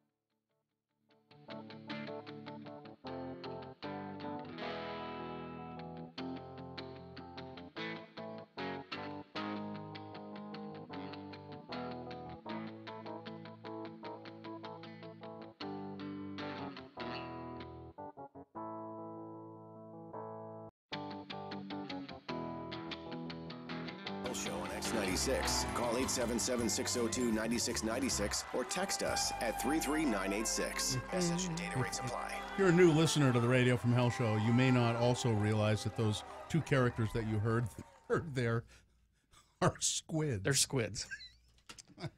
All right. See, I described the cartoon Squidbillies to people, and they don't believe it exists. They think I'm making it up. I know. I'm like, I can't make that up. Yeah. That's too good.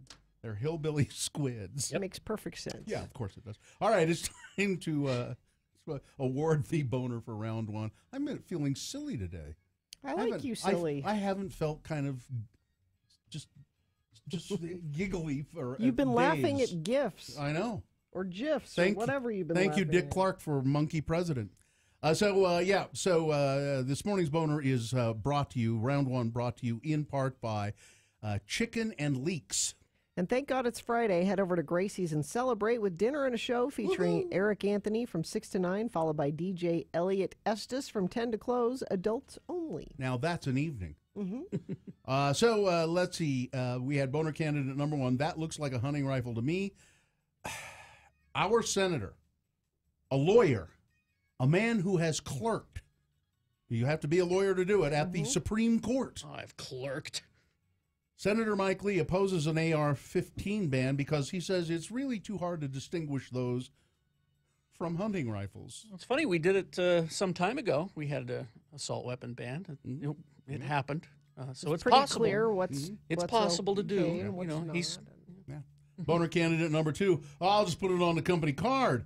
A drug company executive in the Chicago area busted for spending millions of dollars on his escort with the company credit card. And boner candidate number three, well, this will teach him a lesson. A firefighter accused of lighting his kids' hands on fire to teach them responsibility or something. I don't know. So they were making poor choices.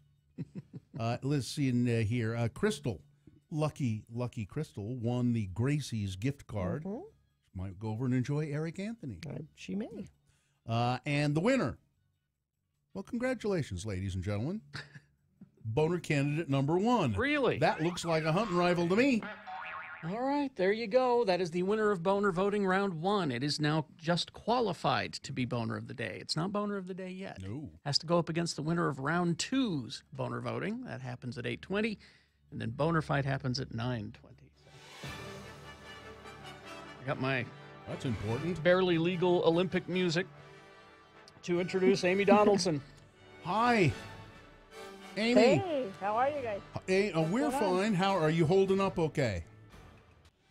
I'm holding on by my fingernails. I got 2 more days of competition. I think you're going to need a vacation after this. I'm not sure I'm getting one. I'm going to Richfield to cover 1A and girls and boys basketball. You know, going to Richfield is it's a more foreign country than South Korea, where Amy is calling from right now. She's been covering the Olympics for the Deseret News, and you know, we should thank the Deseret News for letting Amy also call into our radio show. You can find all of her reports and things at deseretnews.com, or her Twitter at ADOnSports. So, Amy, what have you seen and done? Did you see the hockey and all of that?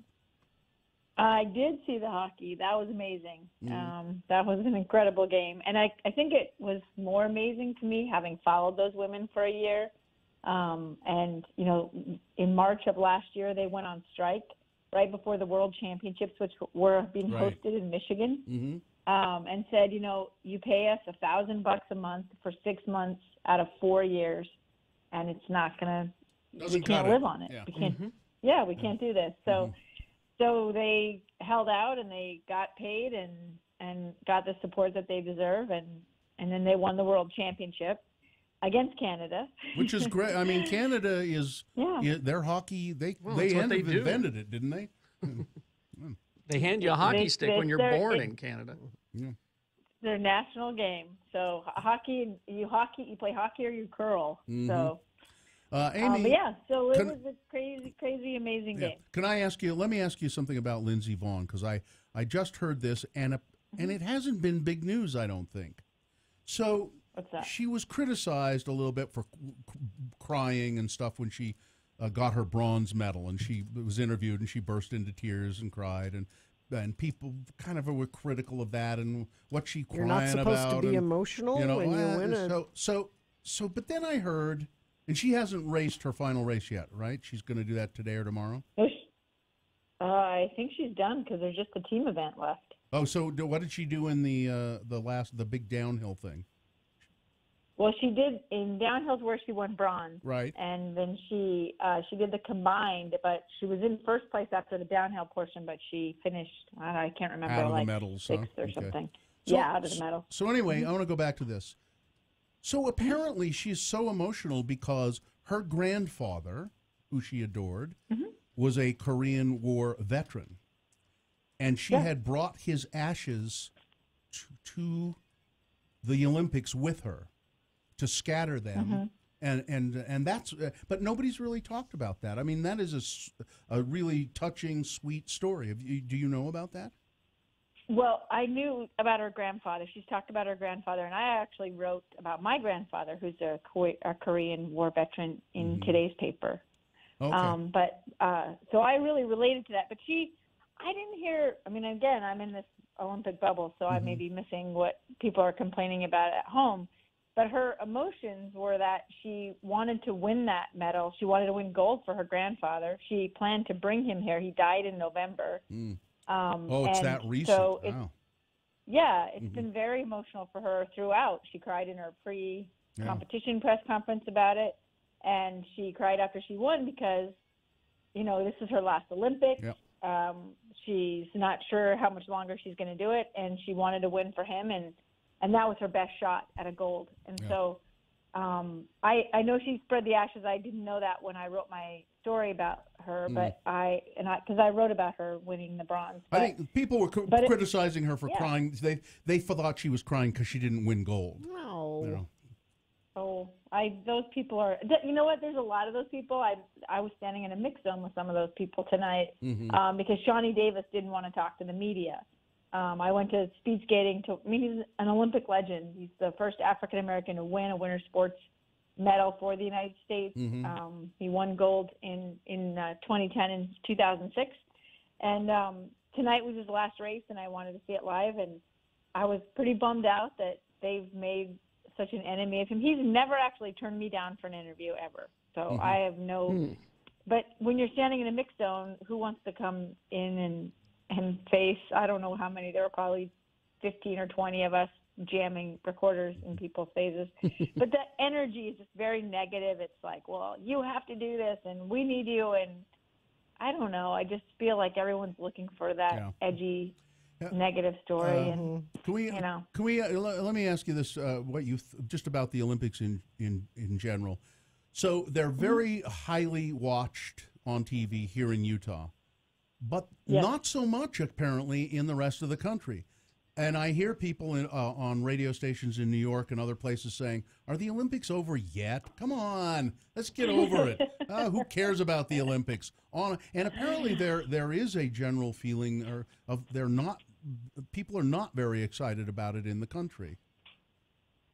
Well, I think that some of the backlashes, I also wrote about the doping issue. So, Russia had the state-sponsored doping in 2014. And I wrote a story about this curler that tested positive for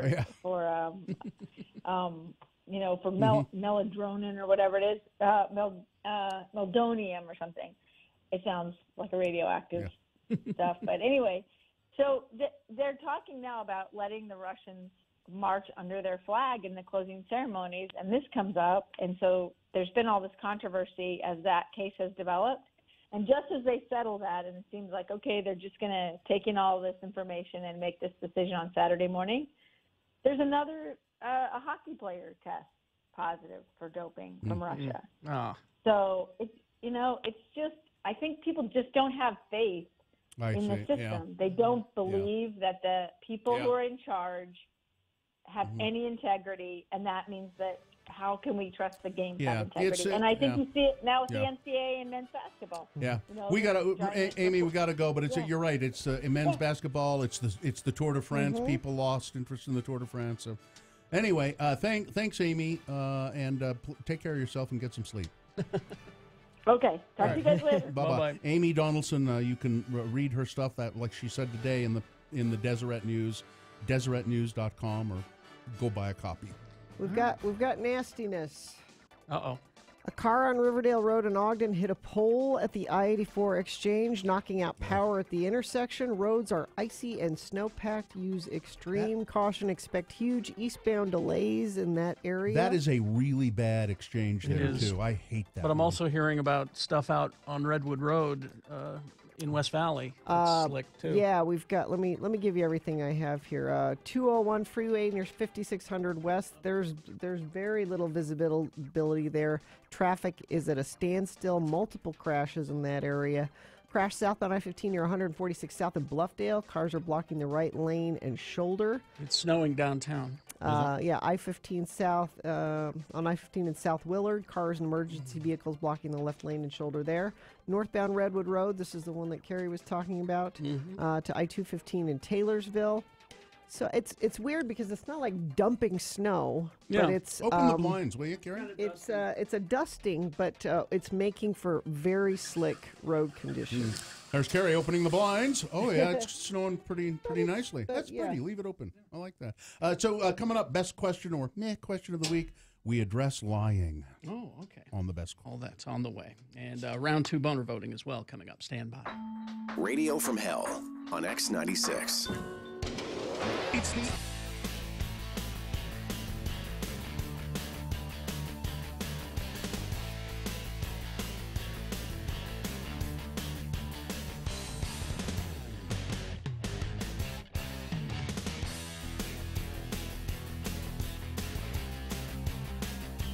It's not a big deal, but I guarantee you, Gina, if today were the day you were going to court at 8:15, you would not have come to work.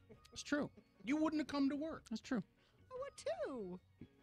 No, I you don't wouldn't think you would have. You would have said, I got court. And we'd say, when? And you'd go, I don't know. And that'd be it, you know. I'm not sure. You wouldn't come in. Court sometime. I got court sometime. I don't know. On another topic, a totally different topic. Yesterday, we went to lunch at the Lone Star Steakhouse in Sugar House with the staff, and Gina was there with her baby, and I was the little Jonesy, who's almost a year old and just as cute as anything, and I was the only person at the table who made the baby cry. Well, she's my daughter.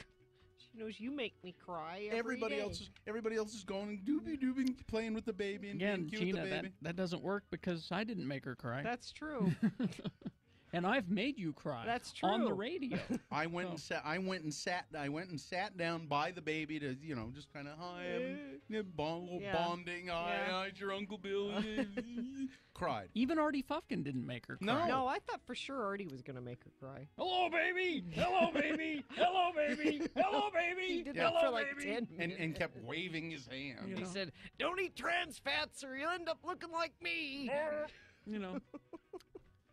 Even Artie didn't make the baby cry. Artie could have picked the baby up and placed the baby in his mouth, and the baby wouldn't have cried. The whole head, and the baby wouldn't have cried. I think it's your facial hair.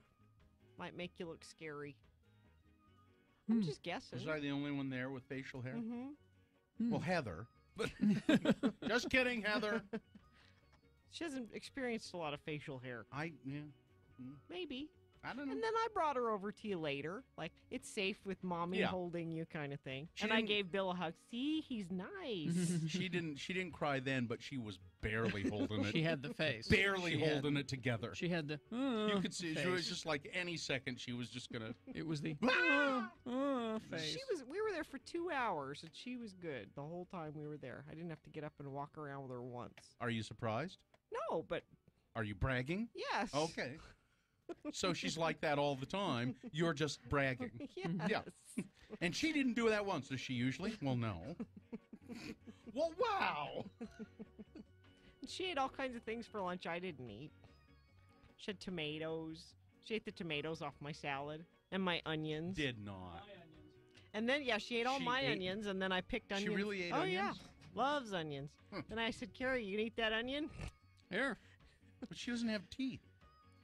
She has 4. That onion even had blue cheese dressing on it, Yeah. Gina, which is something else that you wouldn't eat. Well, now that says a lot to me, and because when I sat down by the baby, and maybe this is why she cried, I went, "Hi, honey. God, your breath stinks." That's why she cried. That's why she cried.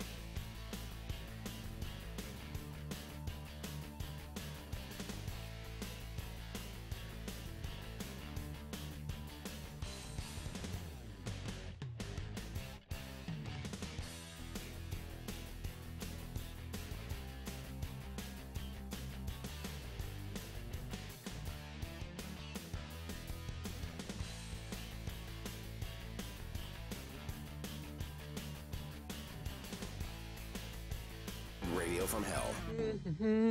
8:05. We got round 2 of your boner voting coming up. Stand by for that. And look, we have a guest coming up, too. Oh, yes. It's our good friend, Chris Vanocur, the news Vulcan. Mm-hmm. Why is he coming in? We'll find out, won't we? I know. We'll find out. But right now we got best question or meh question of the week. You can send yours in, by the way. Radio from Hell at x96.com. Put best question in your subject line. Is this sponsored? It is. It's brought to you by Prohibition, an all-new restaurant and bar in Murray, north of Fashion Place Mall. Weekends are a roaring good time at Prohibition. Events and information at prohibitionutah.com. So, is the person who sent this question in, will they receive something? A gift certificate to Prohibition. Cool. So, why don't you read the question, Gina? Well, okay. I've got it. You're I've got it you're right the one here. that picked it. I've got it right here. Okay. I'll do it. But I want you to answer it first, okay? What? Can you do that? This is from Robert. My brother lied to me about dying. Now and I'm not sure exactly in Meaning, I'm dying or I died. I don't know. I'm dying. Either his brother was dying and lied to him. That's kind of how I read it first. I would like to... That his brother was dying, and but he lied to him about that fact. Yeah, I would like to know. No, see, I read it the other way. I read, I'm dying, but he's not really dying. That's how I read it. Oh, see, that would be my third choice. And I thought it was We never die. Yeah. No one ever died.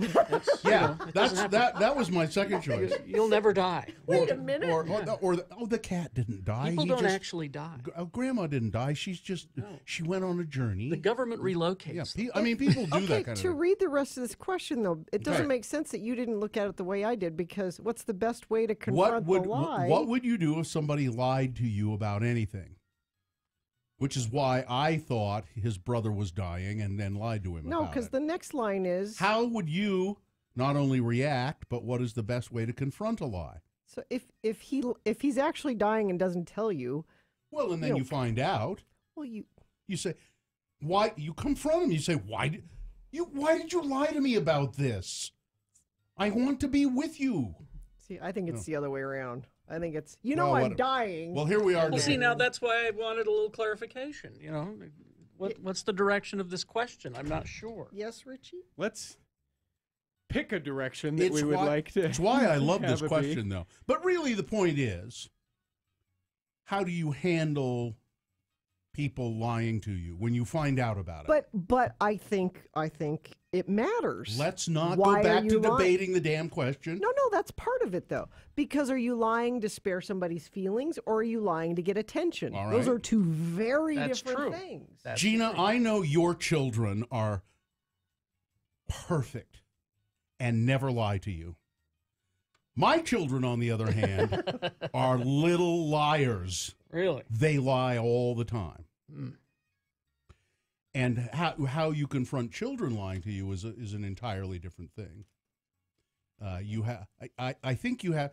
If you say, I know you're lying, you ate that food. You ate the last thing in the refrigerator, or you left that mess on the floor.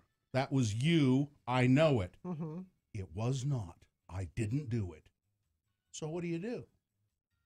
If they're insistent, I think if it's kids, you kind of have to back off and go, okay, I know you're lying, but okay. Your kids probably don't care when you say, I'm disappointed in you. They probably don't care about I that. never say that because they just know it intrinsically. I radiate disappointment. See, I took this to a whole other level other than your kids lying to you. Well, you can. Because here's what I was going to say, because the way I read it, my brother lied to me about dying. I'm dying, and then I find out he's not really dying.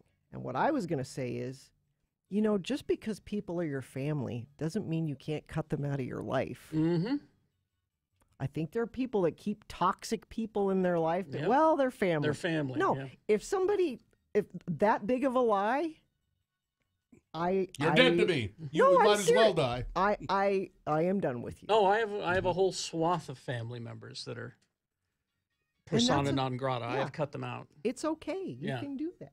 But on the other hand, if your brother were dying, but didn't tell you, I wouldn't be mad. No, you wouldn't be mad, but you would have to confront it at some point when you found out. And there are lies, there are blatant lies, Yeah.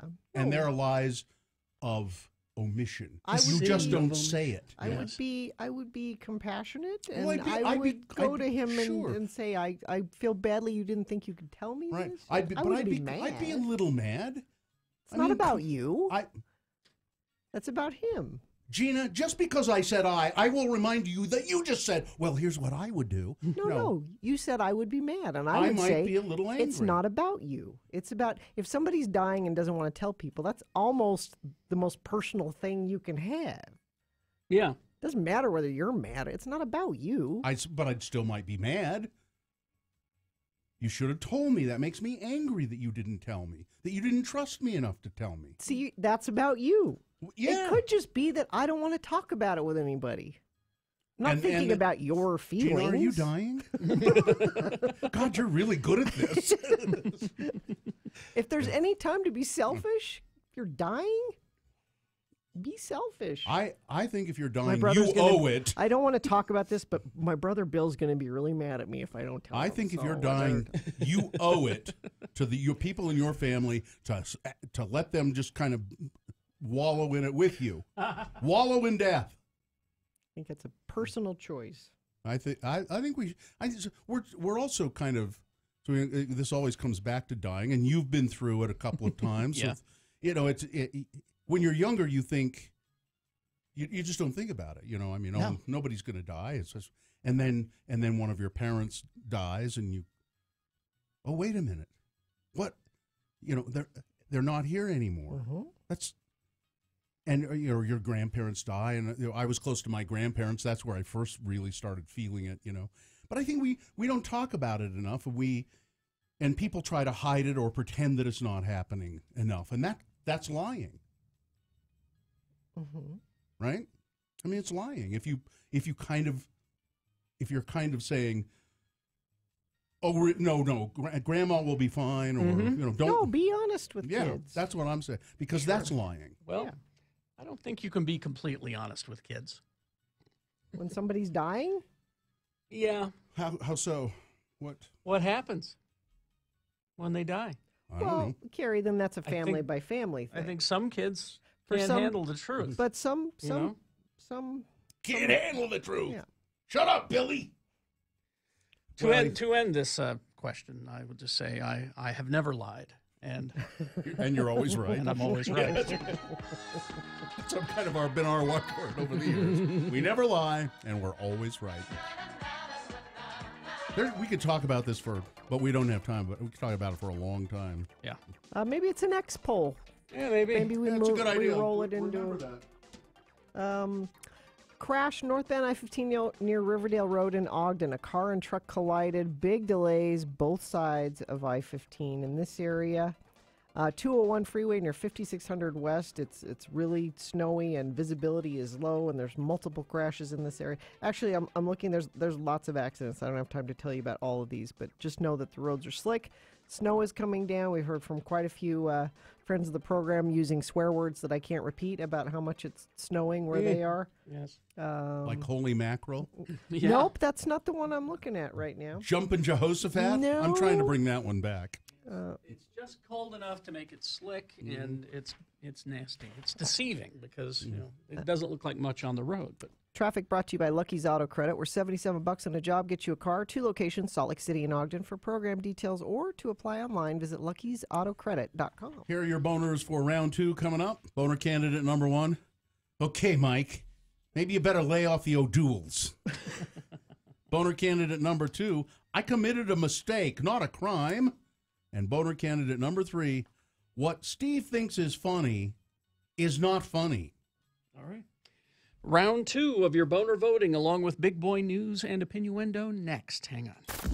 X96 is your home for non-stop music. We give you a 1-hour non-stop music wingding 3 times a day. That's how desperate I am. At 10 a.m., right after Radio from Hell. We're desperate. At 1 p.m., while you're listening in the workplace. Which is so completely wrong. And at 4:30 for your drive home. Just kill me now. 1 hour non-stop music wingdings 3 times a day. I think I've actually gotten stupid just standing here listening to you describe it. At 10.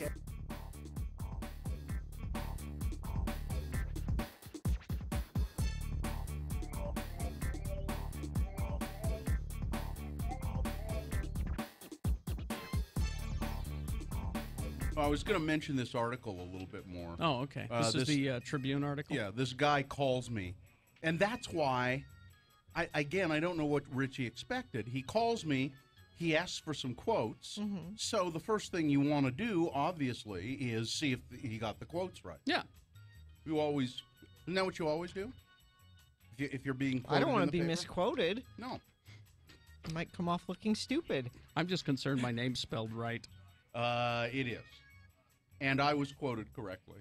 I don't know about you, because you haven't looked yet. I was rambling. I was doing my dishes when he called, so I had him on my jawbone, you know. I was You in the bathroom? No, I was at Liberty Park, putting my kids on the Ferris wheel and the little all the little death trap rides that are over there at Liberty Park. The little injury-inducing ride. I cut myself on this. Really? Allred, in referencing his 5,000th episode on the Radio from Hell program, was quoted as saying, "You little jerk, get on that ride!" You're bringing the little jerks tonight, right? Yeah. But the quote, this dawned on me. This was, I think, one of the more brilliant observations I've ever had. the reporter from the Salt Lake Tribune asked me, so why do you think your show has been on so long? Why has it lasted 5,000 episodes when other morning shows and radio shows have come and gone? Some appear and go quickly, some are there for a while, but they disappear. Why have you guys lasted 5,000 episodes? And I said, well, it seems pretty simple to me. It's because nobody ever fired us. Really? I mean, isn't that he kind of paused and he said, well, I guess that is true, isn't it? Well, but we were fired. Doesn't mean it's good. We just weren't fired. We were fired once. Yeah, I guess so. I guess we were fired once. Yeah. No, you weren't fired. You could have stayed. You two could have kept doing the show. No, he was told he would be fired if he didn't sign the contract. That's what I mean. If you had signed the contract, I was fired. I was fired because I wanted to be fired. I don't different. count that as really being fired. I was fired because I really, really wanted to be fired in the long run. I wasn't going to sign. You could have kept your job if you wanted. Yeah. You signed the contract. You keep your job. I wasn't going to sign a contract with those people, and I said to myself, if they fire me, I'll get unemployment. So yeah, that's what I want. I wanted to be fired. So you were fired. Yeah, but nobody's ever really fired. Like I said, fired you us. suck. I don't want you to work here anymore. Get out. Technically, I've been fired. You were never fired. I've been fired many, many times. Oh, you mean from that not job? Not from this show. Yeah, but not from this show. From the show. You've never been fired from this show. Not from this show, no. No. Well, that's where it matters. No. Never been fired from this show. And I was fired kind of by design, so I don't count that.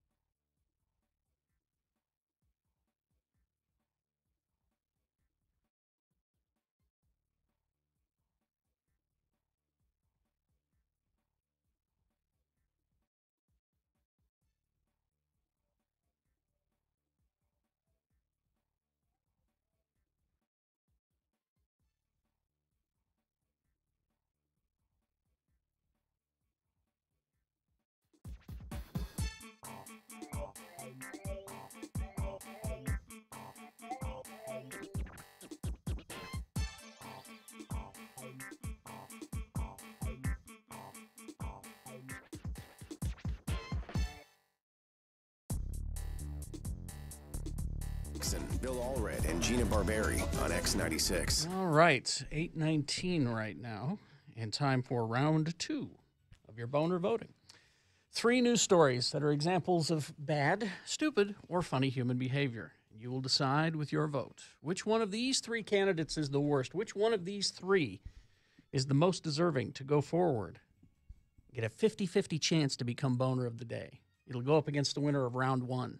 Boner fight happens at 9:20. That's when boner of the day is decided. So you decide the winner of round 2. 2 candidates now, then a 3rd candidate after the big boy news. Once you've heard all 3, then you will vote, and one of you lucky random boner voters will receive... I can't buy it. Gotta win it. Radio from Hell boner t-shirt courtesy of Excel Automotive Repair. Radio from Hell's official auto mechanics. Don't buy a lemon. Try Excel Automotive's $50 bumper-to-bumper used car checkover before you buy. Limit 2 cars per $50. Here's boner candidate number 1. People may take issue with this. And as Carrie points out every day, boner, it's a mistake. That's it's an old-fashioned word for mistake. You pulled a boner. And this first one is about an old-fashioned kind of guy. You may take issue to me calling this a boner, but I kind of do. Okay, Mike, lay off the O'Douls. Mike Pence, Vice President of the United States. Mother? His and the wonderful picture, I hope, yep, there it is, x96.com/live. There's a picture of Mike Pence, his wife moving in to kiss, mother, moving in to kiss him, and it looks as though he's about to swing his hand around and slap her in the cheek and say, "Stay away from me." Yeah, he looks like he's trying to avoid the kiss. But Second Lady Karen Pence sought to personalize the vice president. I mean, she realizes, I think, that he's a nothing. Mm-hmm. There's nothing behind whatever that is out front. You know, he's a former radio guy, too. Yeah. So she sought to personalize the vice president by revealing how her husband of 32 years likes to wind down, you know, blow off a little steam, relax. Quote, "Well, if it's a Friday night, we better be having pizza for dinner." I know that much. Supreme thin crust pizza with an O'Doul's. Oh. Every Friday night. Has to have a pizza and a non-alcoholic beer, an O'Doul's. Can't you just say a Coke? Why can't you just say... Because Mike likes an O'Doul's. It has to be an O'Doul's. If you're going to have beer, have beer. The revelation before a packed conservative political action conference was greeted by...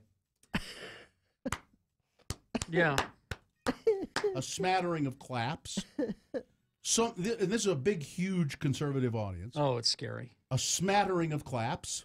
Some audible grumbling that their vice president's idea of indulgence, of winding down, is non-alcoholic beer. I mean, this is not saying you have to drink. No. But what? Just say, why are you pointing out the drink at all? If you want to say we wind down by getting pizza, that's stupid too. But among the other personal facts about Pence, according to his better half, he values the advice of his kids the most. He loves to read. He's a cartoon artist. Oh, I've seen his cartoons. He did. When he was in college, he was noted for his cartoons. Mm-hmm. They were like, as I recall, I've seen them one-panel cartoons with a so it was a one line and it was a joke underneath written. They're horrible. The drawing is not desperately bad, but the jokes that they were trying to make. Look up Mike Pence cartoons. He did this in college for like the student newspaper or something. The jokes were horrible. I remember seeing those. And he likes to ride horses too. The softer side of Pence. Every side is the softer side of Pence. Not mother. Boner candidate number 1. Okay, Mike, why don't you just lay off the O'Doul's? Boner candidate number 2. I committed a mistake, not a crime.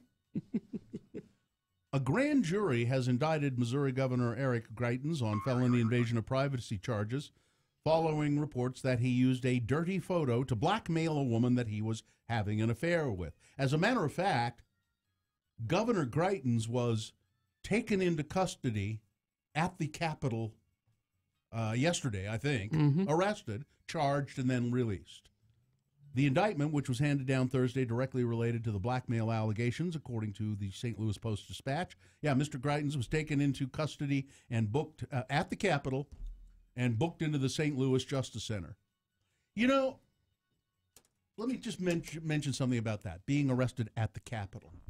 He knew he was going, he knew the indictment had happened, and he knew they inform you ahead of time, we're going to come and take you into custody, and you'll have to come down and be booked, and then we'll release you. They could come to your house. He could have chosen to be anywhere. Yeah.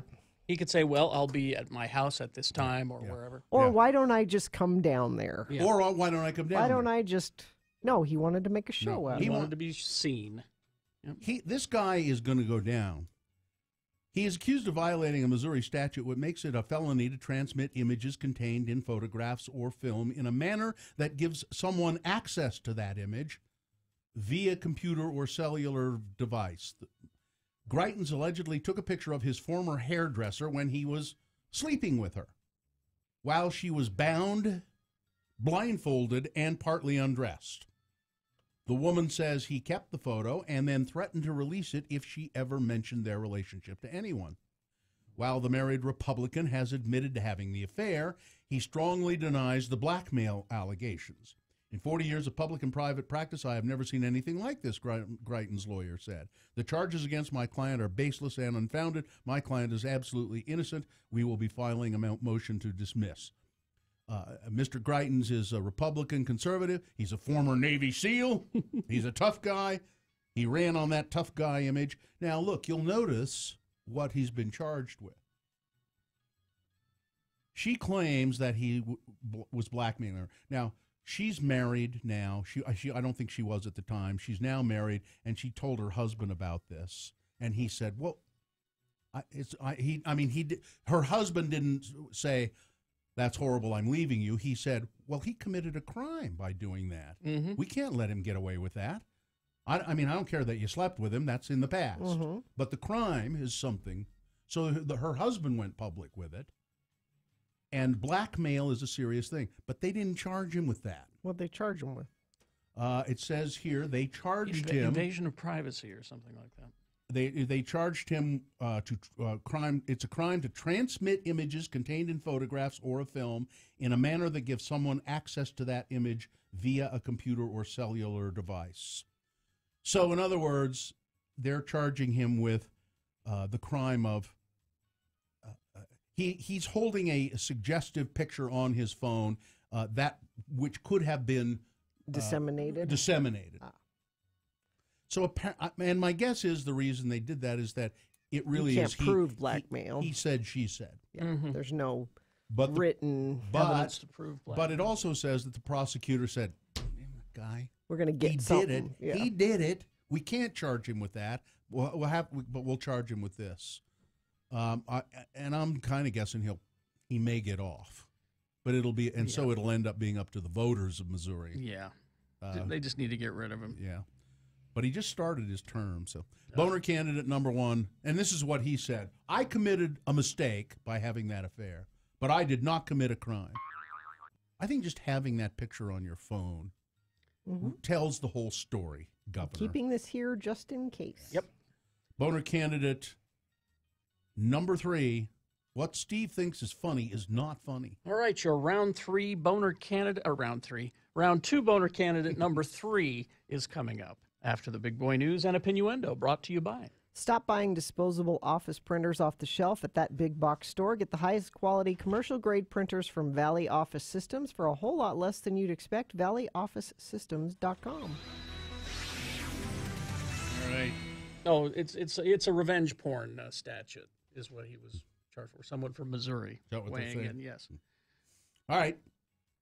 Here's I am really sad to report the tensions are running very high over at NBC. Like they're here in town or something. At NBC, tensions are running. 30 Rock, right? That's NBC. Yeah. For what? What's going on? Well, Lester Holt has been unsuccessful in finding an upper lip, but his ratings are slipping. ABC News has been crowing about its flagship, World News Tonight, with David Muir taking the gold medal during the Winter Olympics, putting rival Lester Holt and his NBC Nightly News in the silver spot. Source there, I think they're doing that. NBC is carrying the Olympics right now. Sources tell Page 6 that with Muir passing Holt in overall audience and closing the gap in the all-important 26 to 54-year-old demographic, Holt's bosses at NBC are beginning to sweat. And to make things even more awkward, Brian Williams, whom Holt replaced on the Nightly News, was caught telling lies on the air, is a smash hit on MSNBC. Yeah. I always liked him. People like Brian Williams' style. Mm-hmm. I've listened to him on MSNBC. I have I haven't watched him, but I've heard him on radio doing the MSNBC. He explains things very well. Mm-hmm. But there's something about him, and I don't know. I don't know why he lied about stuff. You're a well-respected news person. Why do you have to make up? Because something is wrong with him. Really, something's wrong with him. But Lester Holt, so David Muir, and I've watched both of those guys a little bit, and Lester Holt, I give him a hard time, but I quite like him. David Muir just seems kind of a sour person to me, and I couldn't tell you who's on the other network. Who is the anchor on the other network? I don't watch TV news, so I know. So it's CBS. Yeah, who is it? I mean, we're on the TV news Sunday night, and I won't see it live. Yeah, we're on Fox 13 Sunday night with Bob Evans' 5 questions. Bob Evans asks us 5. There are 5 questions that he asks us. Oh, 3 questions. It's 3 questions, right? It's been Scott Pelley. Oh yeah, he's all right. But he's leaving, and Jeff Glore, who I can't even tell you. Yeah, I know that guy is. too. And I don't watch the nightly news much at all, but I kind of know who that is. But yeah, that on this Sunday night, 9:00, we'll be on Fox 13 with Bob Evans' 3 questions. Yeah. So. Let's see, the deputy. We haven't talked about this yet. The sheriff's deputy who failed to engage the shooter. No, we need armed people at schools, and then this won't So they happen. had an armed security guard there. He was a deputy. He believed that he did a good job because he called in the location of the massacre and gave a description of the shooter. This is according to his union officials. Did not go into the school. School resource officer Scott Peterson, who resigned in disgrace now from Broward County Sheriff's Office, was distraught about the shooting, but believed he did his duty. He believed he did a good job calling in the location, setting up a perimeter, and calling in a description of the shooter, said his union official Jim Bell. But during a press conference, Peterson was lambasted by his sheriff, Scott Israel. So his boss, Scott Israel, said, words can almost not express how wrong this was. It's his job, however dangerous, to go in there and try, and call for backup, but then go in there and try. You hear kids being shot, you run in there. Yeah. That's the tough thing, and I'm not saying anything that people don't know about being a first responder, a cop, a fireman. While everybody else is running away from the danger, you kind of have to run toward it. Yep. And that's horrible. Former BYU star Reno Mahe. I think he was a coach for a while at BYU as well. He has now sued several window blind companies for allegedly manufacturing and installing a faulty product. Remember this story?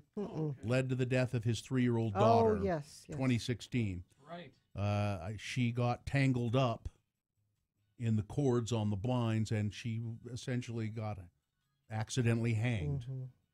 One of the Mahe's attorneys, Alan Mortensen, said some blind manufacturers add a safety mechanism to make sure that cords can't get in a position to strangle a child. It's a cheap and easy fix, he said. The Mahe's blinds, the makers of Mahe's blinds opted not to add that feature. It's a horrible tragedy. It could have easily been prevented, and they are suing. I have blinds all over my house, but I don't think they have that feature. I have the no cord blinds. You just pull them down or push them up. Shepard Smith. You know I like Shepard Smith. Shep. He's on Fox. I'm surprised they keep him around. No, I'm not. They have to. They gotta. I mean, they have to be able to say, but we have Shepard Smith. And he's taken Jared Kushner to task. He was doing a report on Jared Kushner's various financial disclosures or lack of financial disclosures, and he was. There was a reporter for Fox doing the story, and Shep is the anchor, and he's laying there, and at the end of the report he says, people go to jail for what he did. Lots of people have already gone to jail for what he's done. Shepard Smith, he's great, and if you'll remember, our good friend Allie McKay worked with Shepard Smith a long time ago, and I remember her saying, "Oh, Shep, yeah, he's great. Yeah, I think he wears a little bit too much eyeshadow." Makeup, yeah. But he's really good. All right. And just one quick thing. I mentioned it the other day, the Purple Turtle. Yes. Down in Lehigh. Pleasant Grove, excuse me. 50 years in business. Purple Turtle Drive-In, famous for their fish and chips. It's kind of where Dick Clark, one of our listeners who is kind of prominent, we first met, and he took me to the Purple Turtle. We did our show at the Purple Turtle. Then Dick Clark took me on a tour of Pleasant Grove after that. So I've arranged a date with Dick Clark. We're going to go to the Purple Turtle this Saturday. Where we first met. Yeah. That's what you do when you've been dating a long time, Carrie. Yeah. You go back to your Well, first... and I mentioned it and just as a joke, and he said, "No, you name the time, and I'll meet you at the Purple Turtle, and we'll have fish and chips."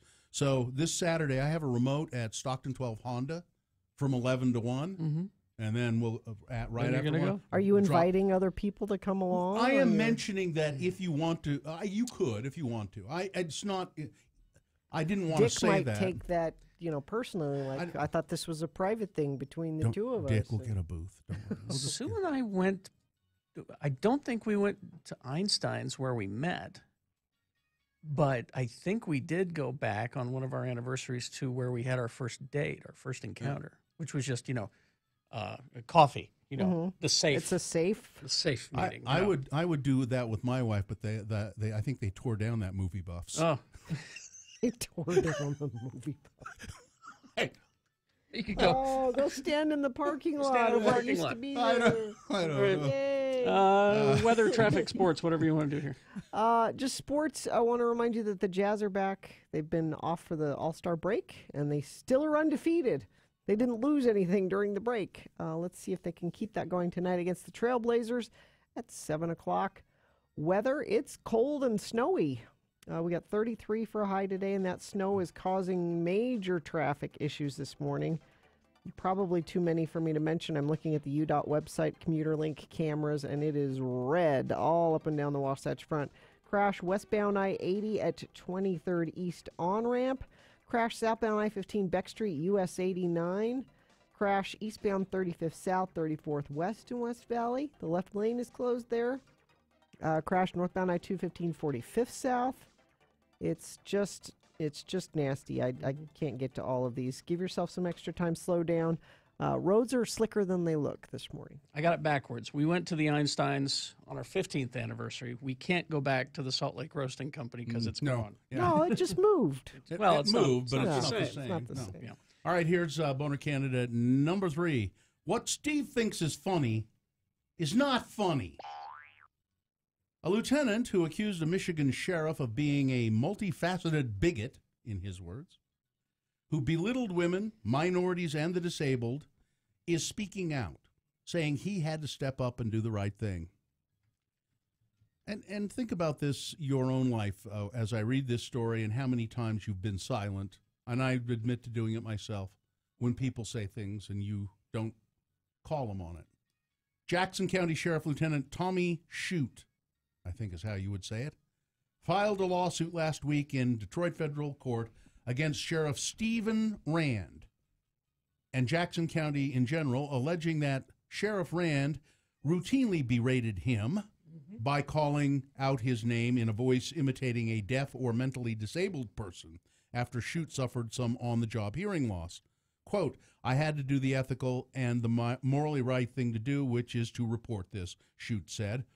The suit also accuses Sheriff Rand of calling a former black deputy a dumb N-word, a female judge as a scatterbrained C-word, according to the lawsuit. He's a peach.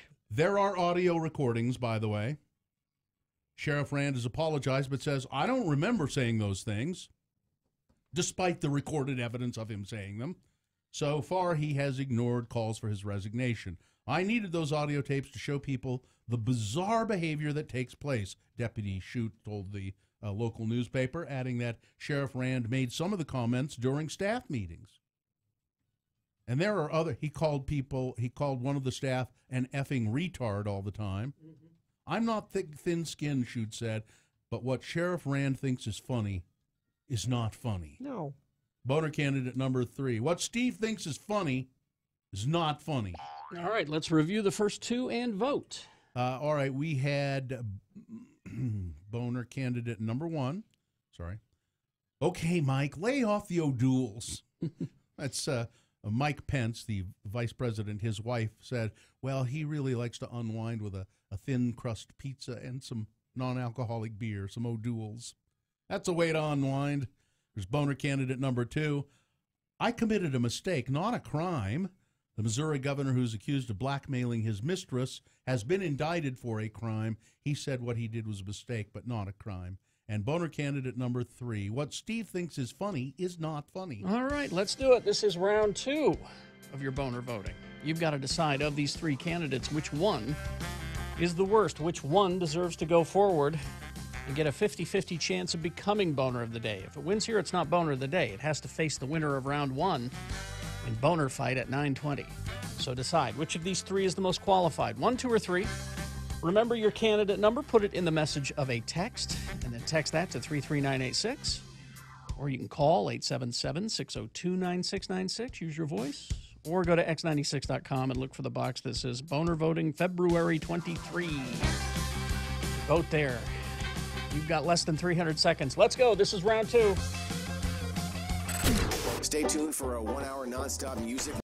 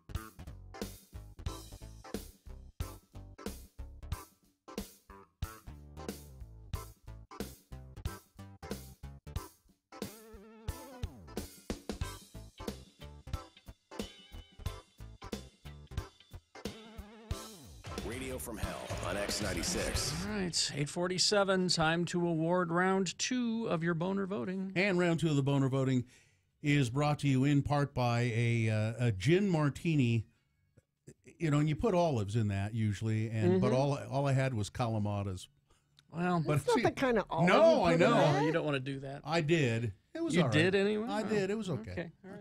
And looking for a great deal on a used smartphone, but don't want to meet a creepy guy in a parking lot? Bad Apple Repairs buys, sells, and trades smartphones. Go to badapplerepair.com.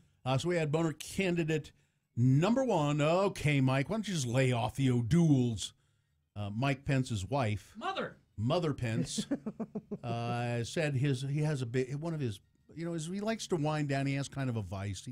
He likes to drink those non-alcoholic O'Doul beers. He has a supreme pizza, thin crust. Okay, so that's one good thing about him. I do like a thin crust pizza. They should have left it at that. And an O'Doul's. Oh, Mother. Help me. Boner candidate number 2 was, I committed a mistake, not a crime. The governor of Missouri, that's the show me state, isn't it? They were accused, he's accused of doing a little too much show me, accused of blackmailing a mistress. And boner candidate number 3, what Steve thinks is funny is not funny. A lieutenant in the Jackson County Sheriff's Department says the locker room talk by the sheriff was awful, bigoted and racist and just demeaning in general to everyone, and he's gone public with it. The Sheriff Steve Rand, says, I don't recall saying any of that stuff, even though there is a recording of him saying I don't recall saying that. Okay. See, Marty was the winner of the Boner T-shirt. Marty. And number 3 is the winner. What Steve thinks is funny is not funny. And now, that, of course, goes on to the final round of Boner. Mm-hmm. Yeah. So now, get the News Vulcan theme music going here. It's our dear old friend, Chris Vanocur, formerly of Channel 4 Television. How many years were you at Channel 4, Chris? 20-something. I started Really? I started in elementary school. Right. and before that, you were for a few years at Channel 2. Before that. Yeah. And then most recently, semi-recently, I was in Columbus, Ohio. And then you came back after Columbus, Ohio, doing pretty similar reporting that you had done here, I assume. Politics, yeah. yep. Politics. And you came back and decided, I'm going to retire and write a book. You're writing a book about your father. And his career, and kind of how his career and my career intersected. Oh, really? That'd be cool. Tell people who your dad was. I mean, I remember him, but he was a long time ago. Yep. Tell to people about your dad briefly. Name, Sander Vanocur, was with first NBC News and then for the last part of his career with ABC. Kind of made his name covering politics, Kennedy, Nixon, and his favorite stories, civil rights in Vietnam. Mm-hmm. National news guy, very well recognized, extremely well respected. Immodestly, I tell people I raised him well. Yeah. I mean, I remember watching him, and he was one of the guys you liked a lot. And he's, 90 now, did you tell me? Just turned 90 in Wow. January. I went out to California for his birthday, had a nice little celebration, and then that night, the mudslides hit. Yeah. Really? What, San Mateo is that? Just outside of Santa Barbara. Montecito. Montecito. So Chris is, I knew Chris was back in town. We had talked through various social media a little bit, and seen each other naked at the gym. Oh yeah, that's right. How special for both of you. Listen, that was kind of traumatized me years ago when I first met Chris, and I saw him in the. I mean, I knew who he was, and we were at the same gym, and he was naked in the locker room, and I went, "Oh God, that's that TV guy, Chris Vanocur, and he's naked.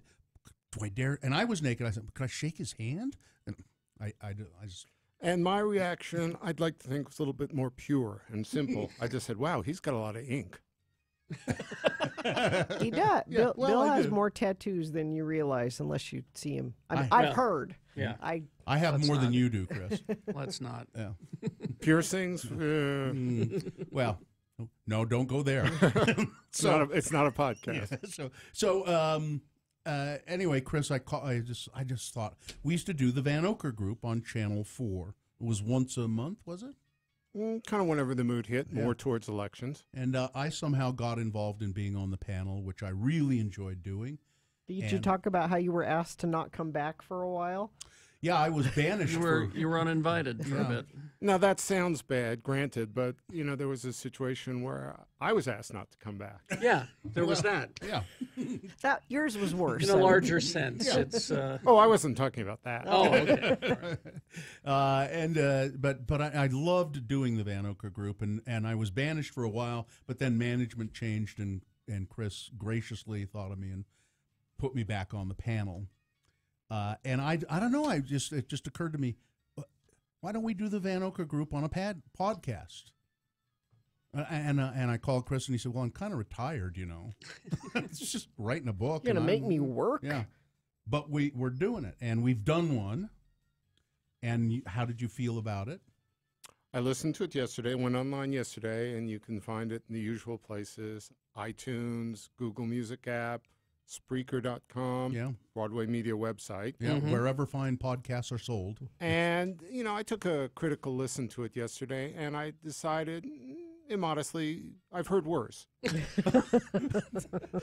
See, I don't dare listen to stuff like that. I never listen back. You never go back? No, I try not to. No. But Chris is the analytical sort of person. Vulcan. Yeah, who would do that? And I believe it was Carrie who gave me the Twitter name. You are the News Vulcan, because I could never get a reaction out of you, ever. Hasn't changed. I know. When I talked to Chris about podcasts, and he said, "Oh, I've just really actually started getting into them," and he said, "And I remember being on your podcast, the Let's Go Eat Show, a long time ago," and I said, "Yeah," and he said, "It really wasn't very good, was it?" And I mean, I love this about you, Chris. And I said, "You're right, it wasn't, and it was your fault, because you are a News Vulcan." You Are we done? Can I go? See, Chris is. I mean, I love you. I really do love you, but you are very private. I think that's a kind way of putting it. Yes.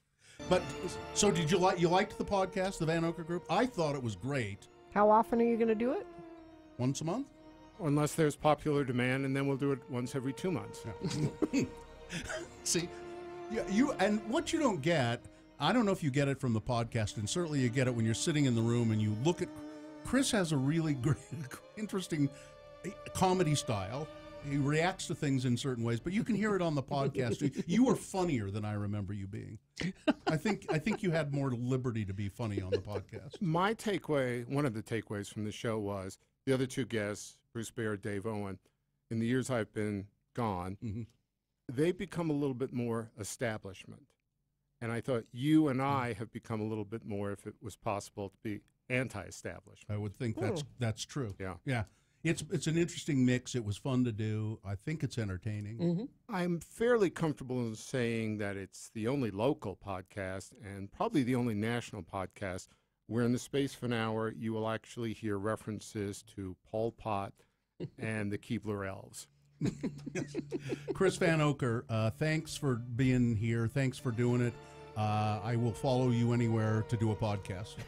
That's much appreciated. It's great being back. It's like Nice to family. see you. And remember, if you love the podcast or sort of like it, it's my idea. If you hate it, it's all Bill's fault. That's right. That's right. The Vanocur Group, it's all available right now at Google Play, Spreaker, on the Broadway Media X96 website, the Vanocur Group. Thanks, Chris. All right, thank you, Chris. Traffic? It's bad. Yes, it is. I'm looking at the UDOT cameras, and I've got red cameras all the way up and down Wasatch Front, northbound and southbound. Red on the cameras means it's heavy and slow traffic through those areas. Lots of crashes, lots of slide-offs, and that's due to the weather. We've got snow, and underneath that snow, it's slick, icy road conditions. Give yourself some extra time. If you do get in an accident and you're on the freeway in particular, don't get out of your car. Call for help, and hopefully you have the Everest Collision app on your phone. Yes. Yeah. Puts your needs on top. Download the Everest Collision app. Start your claim. They'll take it for their locations in Salt Lake, Sandy, Tooele, Ogden, or EverestCollision.com. All right, after these, we're going to give away some 30 Seconds to Mars tickets. We also have Boner Fight and Boner of the Week all coming up. Stand by. Hi, this is Todd Newcomb. Every Sunday morning at 9, join me as I take you back to the era of dial-up internet.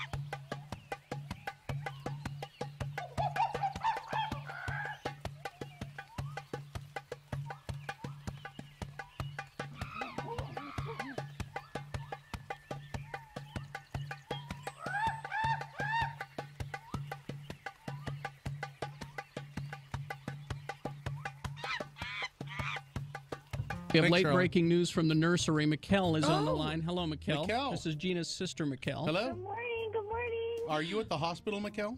I am. Am I a terrible sister? I'm out here in the hall calling you guys. Why am I doing that? Because we need to know. Are you an aunt? Of course I'm an aunt. I'm Well, the aunt. Well, she was an aunt Well, I know, before. but though. are you an aunt a new two aunt. times over? Many times over. I don't even know how many times over. Did Gina have the baby? Yes, we have a baby. We've got a baby. What is it? Is it human? It's a human baby. It appears to be human. Did it come out wearing a little turban and those turned-up shoes? No, but actually there's a funny story which I can relay. Okay. That Joe put in a soothing CD, and out come these sounds of all these monkey sounds. It's like a jungle CD. It's the Is it the rainforest? Is that what it was? It's supposed to be, nice, soothing labor and delivery music, and all of a sudden we hear this. And so then we're out in the hall talking to the doctor who's here, and it's not her regular doctor. And the nurse said, "Don't worry, this doctor's wonderful. In fact, last week or this summer, he delivered the baby orangutan up at the Hogle Zoo." Oh. So he's really good. So Mikkel, it's a little girl. We knew that. Yeah, Jonesy, she's 7'7". Okay. 7 pounds, 7 ounces. And you can braid her hair. So she's not that huge. But a lot of hair though. Huh. But tons of hair. Did we think she was going to be bigger than that? She looked bigger than that. Now. What? She was huge. What are we talking? What are we mincing words for? Gina looked huge. She looks beautiful. Yes, all pregnant women are beautiful and huge. All right. So 7 pounds, 7 ounces. But she still is about 10 days early, so she's a good size. Well, that's a good size. And everything. And was it a hard delivery? Easy? Was it? No, not a peep. Gina didn't say a word. Just 2 pushes and out she popped. It was quick. The baby just slid right out. Is that because she had the drugs, right? That's why she didn't make a peep, yes, right? her thumb was going crazy on the bolus. Absolutely. I'm tired. There you go. Get out of here. Well, that's great That's good news. Great news. I just had to. Yeah, she's probably going to kill me that I called you guys, but I had to do it. No, I think she'll be happy you did. Okay. Thanks, Mikkel. Okay, Elsa. Congratulations. Congratulations. Yeah, tell her to just relax or something.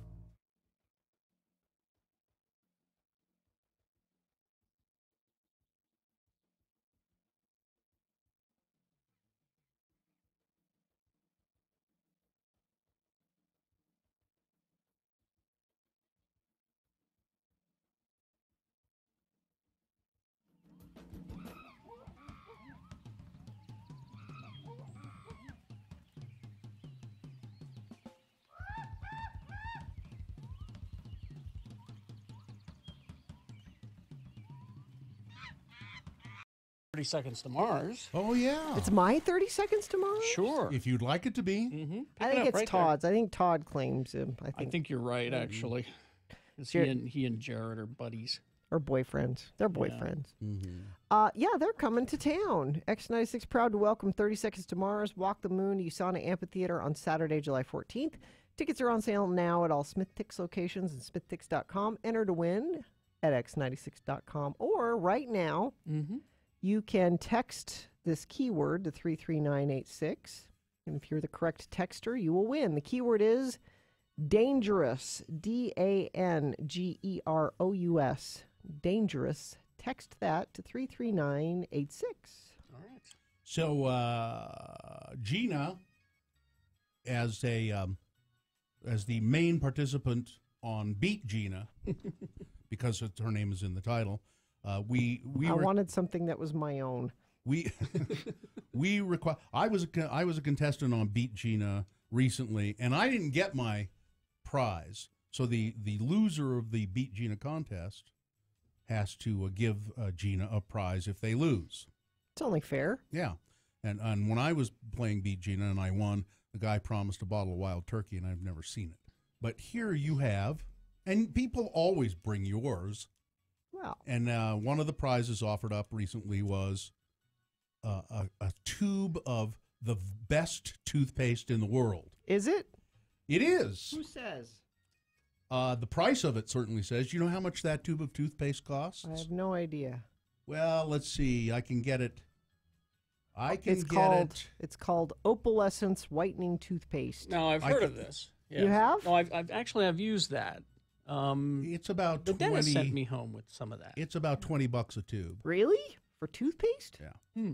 Wow. That's good toothpaste. Yeah.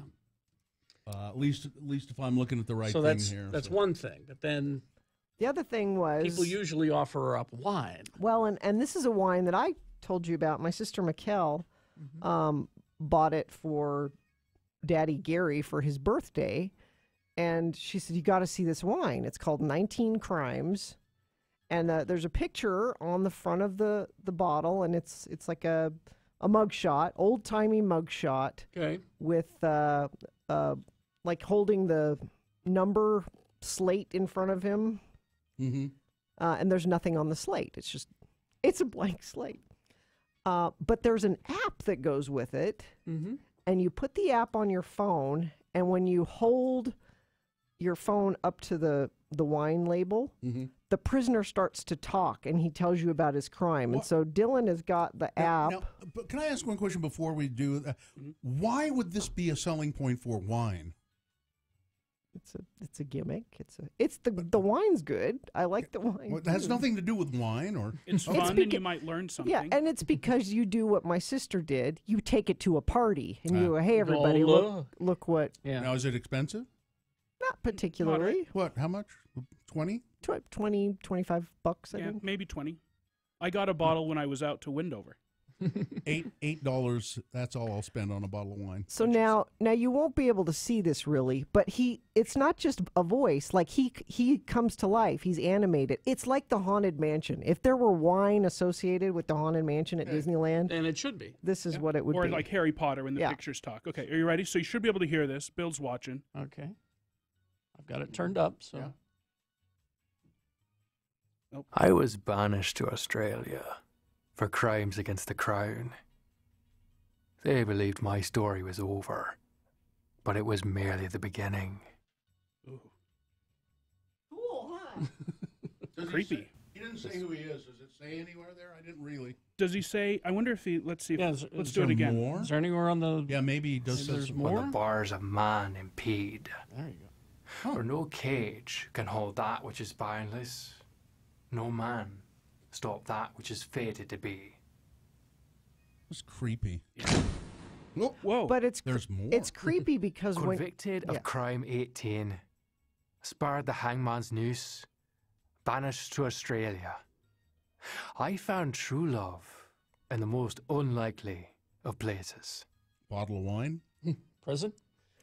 That's pretty cool. And I was banished to Australia. When you see the label, the head moves a little bit, and the lips, actually, the mouth moves very realistically. When you're looking at the app. When you're looking at the app. It looks like the Haunted Mansion. That's when like cool. the statues and stuff talk to you. 20-something bucks. Huh? Disney should do this. I know. Yeah. Haunted Mansion Totally. wine. They should totally steal this. And they're real people. Like that's a real guy Real and his criminal. real stories. And, Well, he's dead now. Well, yeah. That's it's over 20. Can you? How much was it out at Lee's Discount Liquors? I think it was $20 or less. It was mid price. It wasn't a cheap bottle. We need. Is there any?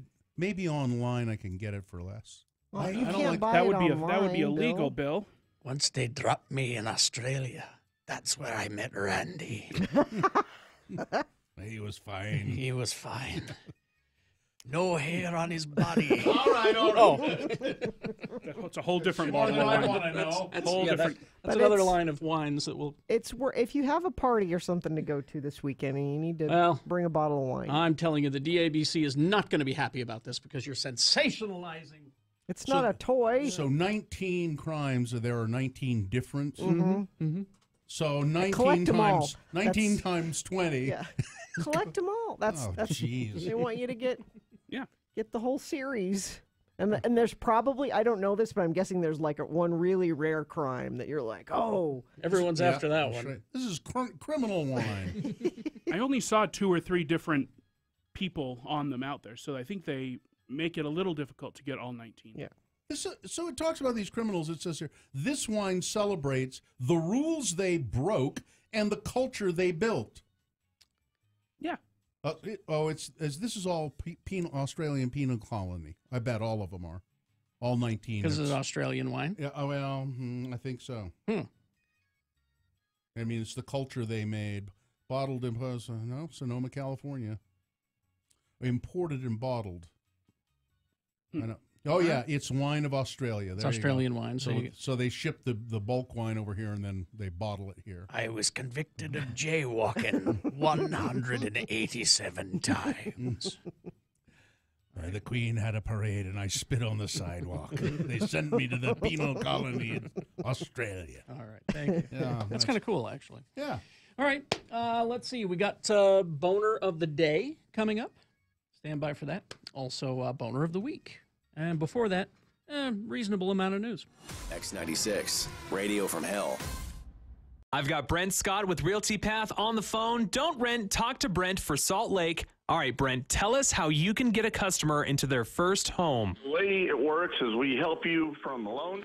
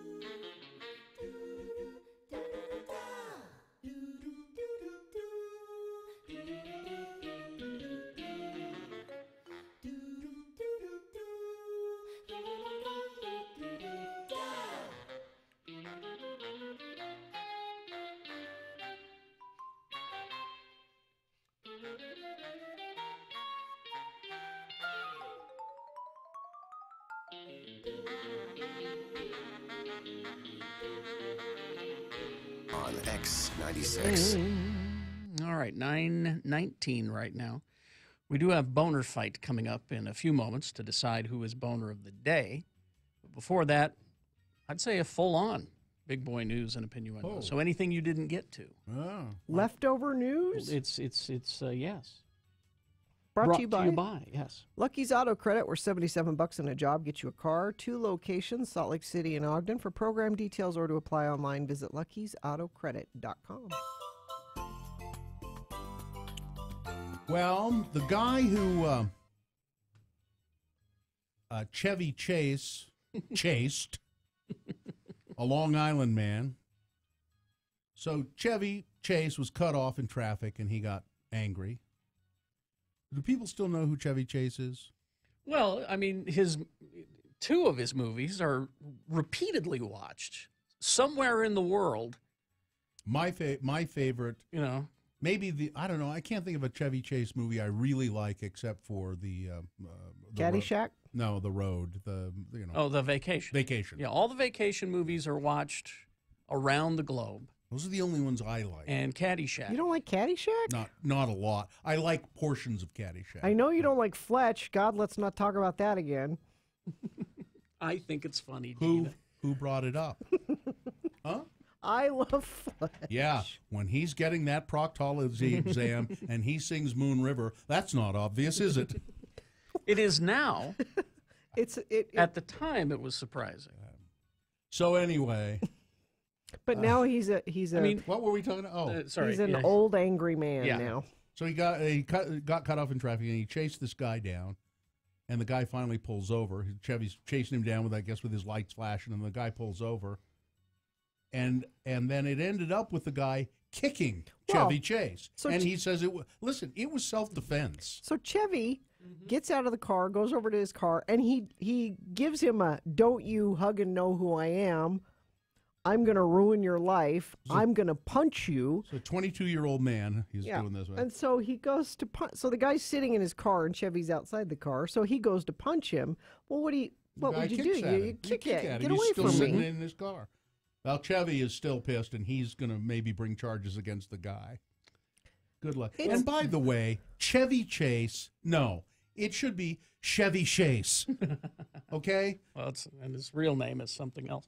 Yeah. I have a love-hate relationship with Chevy Chase because when he was young, he was funny and could do physical comedy and he's great in those vacation movies. And was he on 2 seasons of Saturday Night Live? He was on 1, just 1. Yeah, and he was the breakout star. He was great. He also was in the National Lampoon Radio Hour and was friends with Doug Kenny, and so I have that love of Chevy Chase. But as he got older. By the time he was the age he did Fletch, it was just over.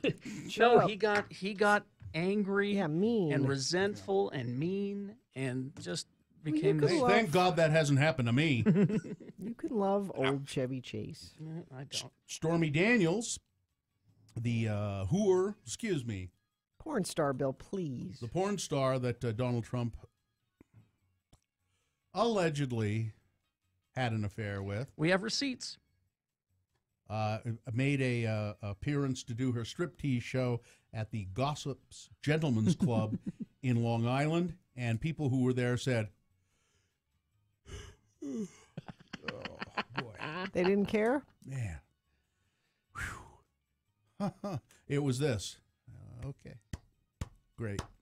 It was not. No, she was terrible, terrible, and everybody yawned and said, "Why did we come?" Amy Poehler is angry. She should be. Not pleased that the National Rifle Association used a Parks and Recreation GIF to thank Dana Loesch. On Wednesday, Dana Loesch represented the controversial group, the NRA. Who wrote that? On CNN during a town hall debate on gun control in Sunrise, Florida. The GIF is of Amy Poehler's character, Leslie Knope, saying thank you. The accompanying message reads, "At Dana Loesch, thank you for being the voice of over 5 million NRA members." The show's co-creator, Michael Schur, who on Twitter goes by Ken Tremendous. Ken Tremendous. I have to check that out. Ken Tremendous. Issued a statement and passed on a message from Amy Poehler, who is not on Twitter. "Hi, please take this down. I would prefer you not use a GIF from a show I worked on to promote your pro-slaughter agenda."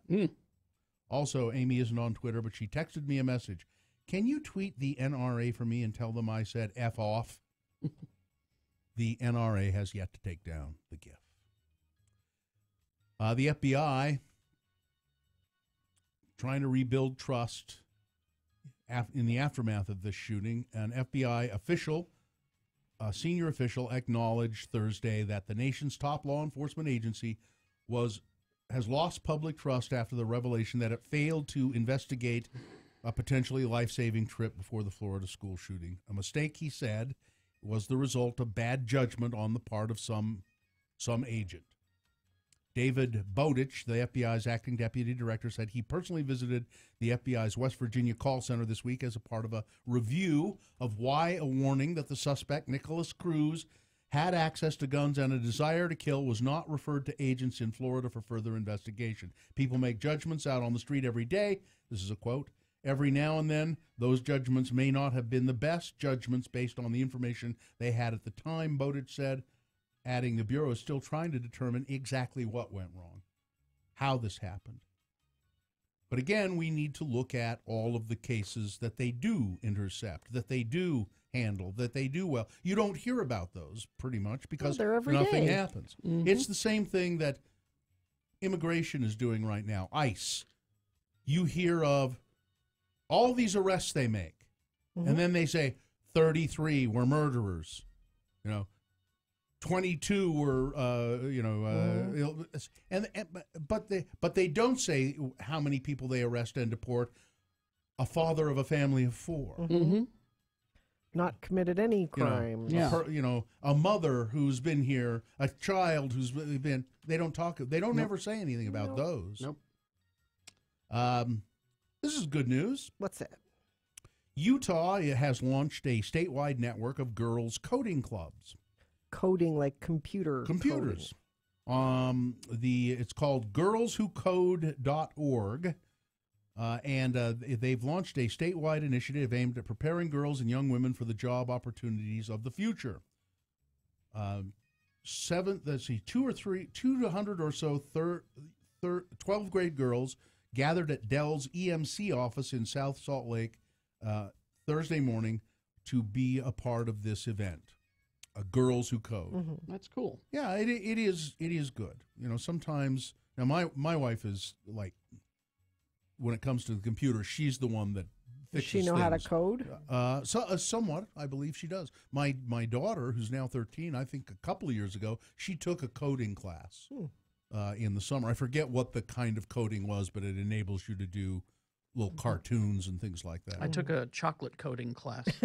No, not So a you were coating. No, it's not coating. It's not- Coding. No. Okay. Yeah. Coding. You want the undercode on that? And I think that's Is that good enough? I think so. Weather, Gina? Do you want to maybe even a little? You want a tiny bit of? I'm just wondering if it's needed because. Yeah, I mean, I'll just say that roads are still bad. I'm looking at the UDOT cameras right now. We've still got red all the way up and down the Wasatch Front. Snow is falling. Roads are slick. And that snow actually should stop by about noon today. But it's causing issues for people trying to get around this morning. That's traffic. Apparently, BYU has some coating clubs where girls learn to sew coats. Ah, well, that's good. It's Boner Fight, the final round. All right, here we go at it. The winner from round 1 going up against the winner from round 2. Round 1's winner, Senator Mike Lee, our senator from the state of Utah, an educated man, a lawyer, a man who was clerk with the Supreme Court. When asked by Senator Jim DeBackus, State Senator Jim DeBackus, why can't we ban AR-15s? Why can't we do that? Senator Lee's response was, quote, there is not, as far as I can tell, a meaningful way to distinguish between the AR-15 on one hand and many hunting rifles on the other hand. Well, we did it in '94. Yeah, that law was allowed to lapse, the assault weapons ban. So there is precedent. Apparently not. Boner candidate number 1, that looks like a hunting rifle to me, going up against the winner of round 2. What Steve thinks is funny is not funny. This is a Jackson County somewhere. the sheriff on tape saying the most bigoted things you could possibly imagine. And it's caught on tape, and one of his deputies said, listen, I just couldn't take it anymore. I finally taped him, and I'm filing suit. What Steve Rand, the sheriff, thinks is funny is not funny. Boner candidate number 2. All right, there we go. It's time to decide which one of these two should be boner of the day. It's not up to us, it's up to you. Pick 1 or 2, your candidate number. Put that candidate number in the message of a text, and text that to 33986. It's one way. Another way is to call 877-602-9696. Or you can go online to x96.com and look for the box that says Boner Fight February 23. If you don't see that box, refresh. It'll appear. But you better hurry. You've only got 3.5 minutes. So let's go. It's Boner of the Day. Keep the radio on. A 1-hour nonstop music wingding starts at 10. X96.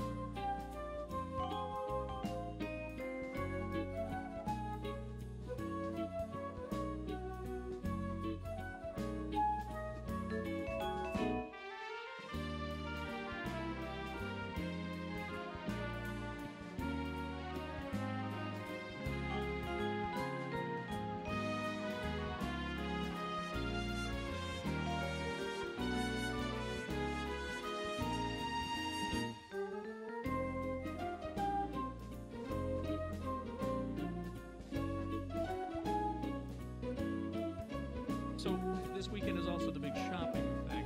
It is. And I'm telling you right now, if you go, I'm going to be hurt. The big shopping thing being every year, Gina. Well, you tell them what you do every year. Yeah, go ahead, Gina. It's my mom, the Sainted Mary Claire, and 3 of her friends, and all their daughters. I don't even know how many people it is. It's like 40 people. But they're all of a certain. Oh no, I'm not going to do it. Never mind. I was going to be way too mean there. I was so hoping you'd continue. Let that thought flow through there. Anyway. In fact, one of the mothers was shopping a day or two ago with her daughters. I'm not sure where they were, but getting she a jump on it. Were they? Well, no, they were trying to buy the matching jammies because we all wear matching jammies, and those are pajamas for those of you who don't know what jammies are. Matching jammies. And the mother said, oh, I want these. And they said, well, we need to order them in. And she said, well, I have to have them by Thursday. I'm like, why do you need, 5 pairs of matching jammies by Thursday? And she said, well, we go on this shopping trip every year. And he said, is this Gina Barberi's shopping trip? God. Okay, so we don't need to explain it. Everybody seems to know. But here's the deal, is that if you go... why will you be hurt? I will be hurt because she can't make the ride into work here and sit in this comfortable chair that Babinski's has given you. But she can go can go and shop. And that just shows there's that guilt thing coming back, is that you and I cannot have any control. No. But Mary Claire, Queen of Guilt. She directs my life, as you know. I don't think that you should let your mother make you go on this shopping trip. Right, that's right. Well, and actually we've talked about it a lot the last couple of days, and she's been worried about me, and I've been having some trouble the last couple of days. And Richie's having a T-shirt made for you, by the way. It just says irritable uterus on it. Well, I'd wear it. Let's see if we can get a second tie line to come in here. I know big radio stations can do that, and we're just KXRK Provo, but let's see if we can get a second tie line in here so that Gina can be at home and we can be at Jiffy Lube on Monday and we can all be here. All right? It'd be nice if we could do that. All right. It's the JT thing that's the problem. Well, JT can maybe send her traffic in pre-recorded. Oh, okay. JT, you're there, right? Maybe we could do that just for Whatever one you guys want. For one day. That's a doable thing, isn't it, JT? As long as somebody can play an MP3 over there. Sure. Yeah, we can do that. Yeah, whatever you guys want. All right, we'll have Richie work that out. I mean, it would be sort of live traffic, but it would be like... I'll send it like a minute or two. A minute or two, yeah. I won't be able to do my sign-off, though. Well, we'll be okay. We'll forego One that. day. Yeah, whatever you guys want. Come All on. right.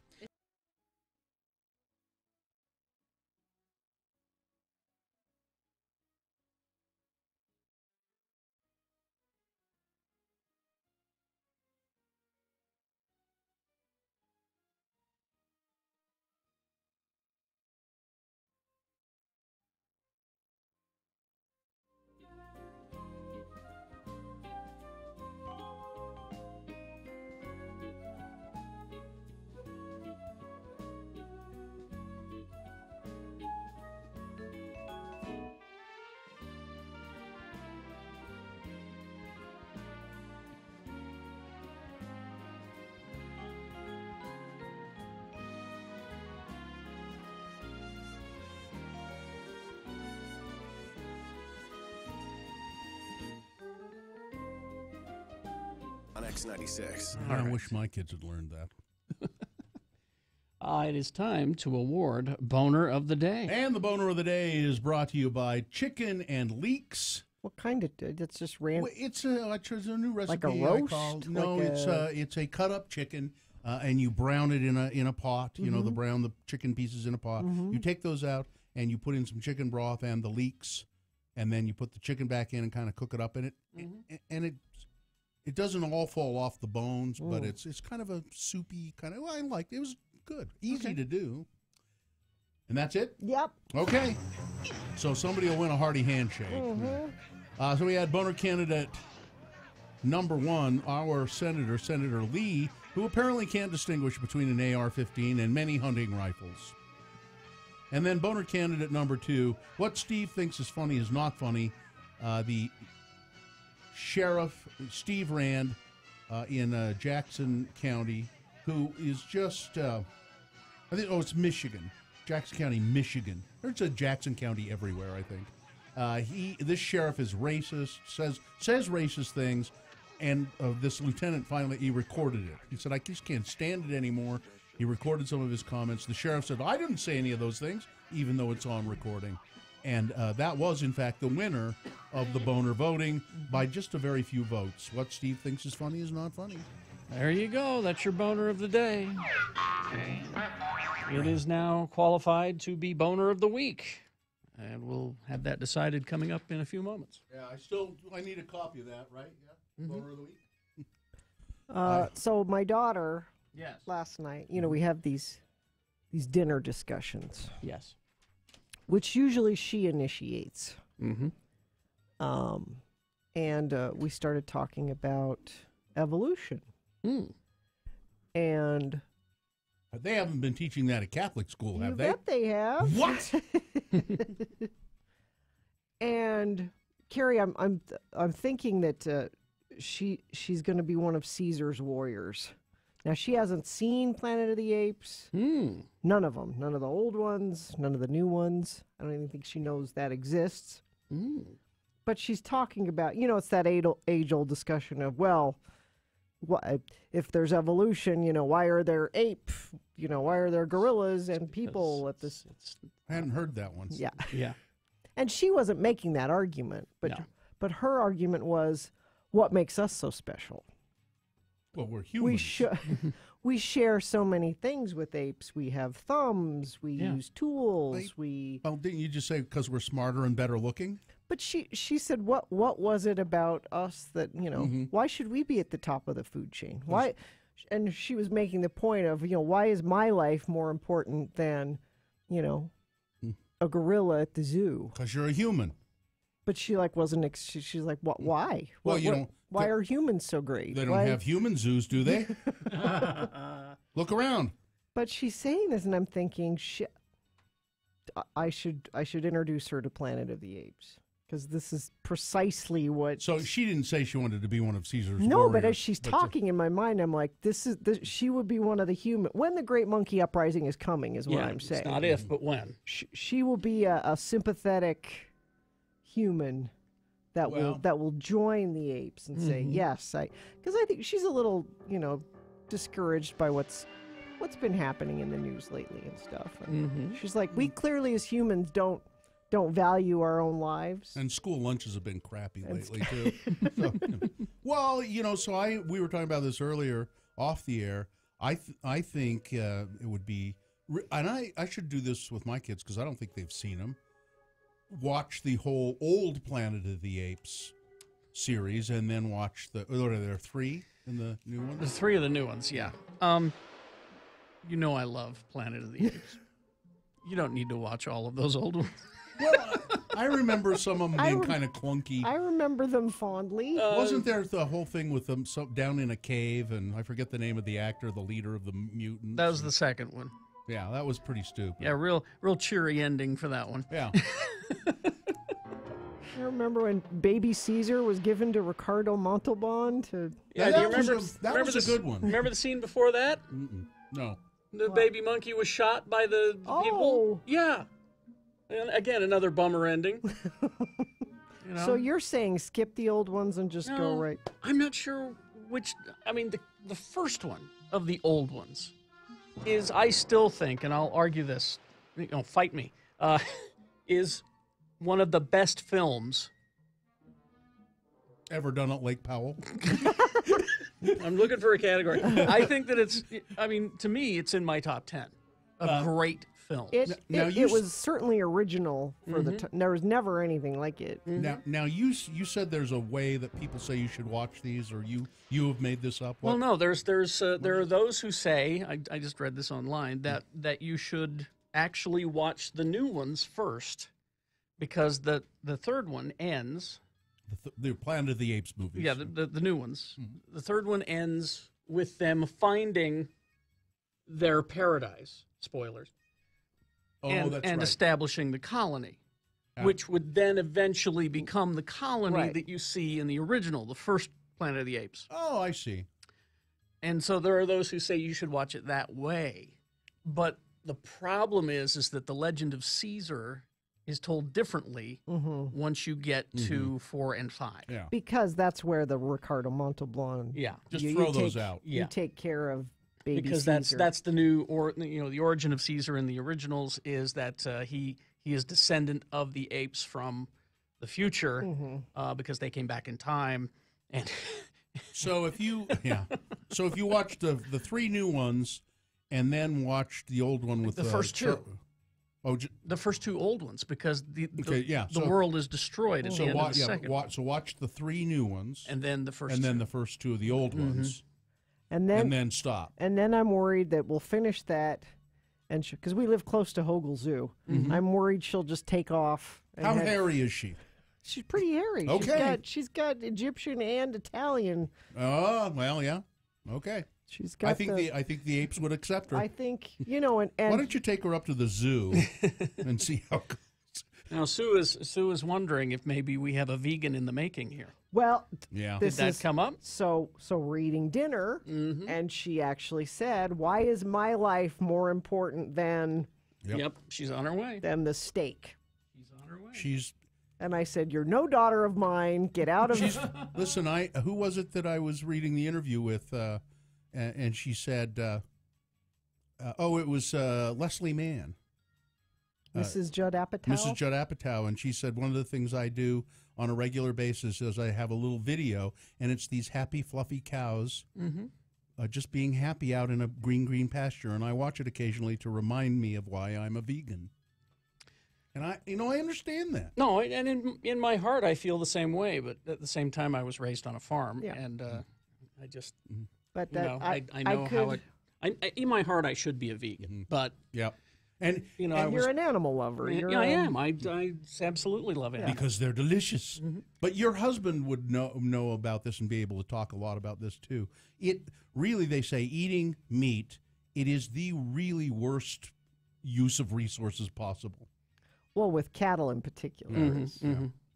Taking things that we grow and water and feeding it to animals so that we can eat them is not efficient. Yeah, but they're delicious. You'd learn to love a peppered eggplant just as much as a peppered steak. Nope. If you want to hear a deep dive of the Planet of the Apes movies, all of them. Oh, right. We did it with Dylan's podcast, and that's the Salt Lake Film Society called. Talking Film. That's right. Talking Film. Thank you. I don't have the copy in front of me. And it's myself. It's Lee George Cade, who can teach you about veganism, help you, and Shannon and Dylan all talking about the Planet of the Apes movies. We do a very deep dive, and you can hear my extremely strong opinions on that first one. I do love that movie. I do too. I mean, and especially for its time. I remember when it came out and going to the theater and seeing it and going, God, this is incredibly good. And think about those actors in the ape suit. Well, they are acting through prosthetics. They have to convey their emotions. And they were good actors. Exactly. They had Maurice Evans, who was a classically trained British Shakespeare actor, as Dr. Zayas. Roddy McDowall. Roddy McDowall is always a good actor, and Kim Hunter. Really a very good actress. And they have to do it all through the plastic and stuff that they have on their faces. That's why Doug Jones, just to jump ahead to today, is incredible. He's the guy who's the fish man in Shape of Water, and he's done that kind of thing. And he's on the new Star Trek. His character is he's the tall alien. Yeah, and he has to act through that prosthetic. Yeah. And he's great. Yeah. All right. Boner of the week coming up after the standby. Hey, it's John Smith on X96, and I will be your host this Sunday for SLC Punks.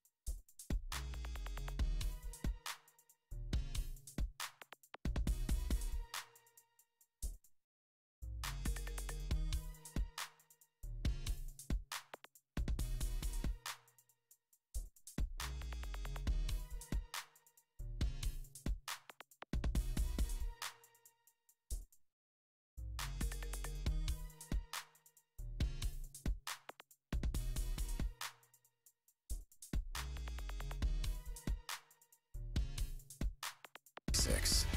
All right, 9:50. What? Oh, just that Rubio.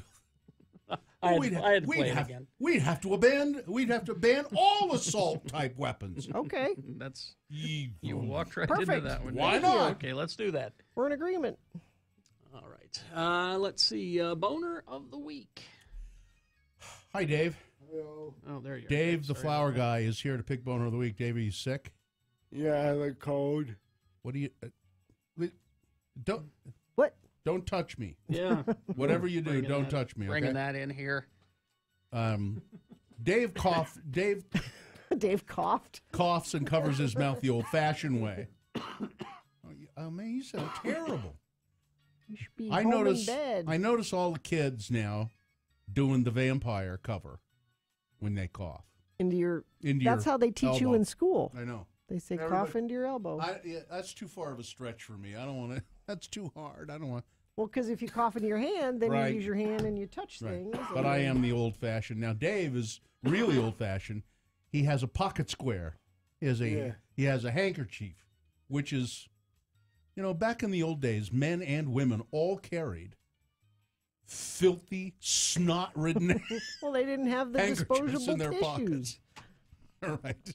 Dave is the flower guy. He's here to select Boner of the Week. It was a short week. Yep. So we only have 4. God, you sound awful. Can you just go home and go to bed? Yeah, I'm going to do that. Okay, good. So here we go. Boner candidate number 1 from Monday. I admit she looks young.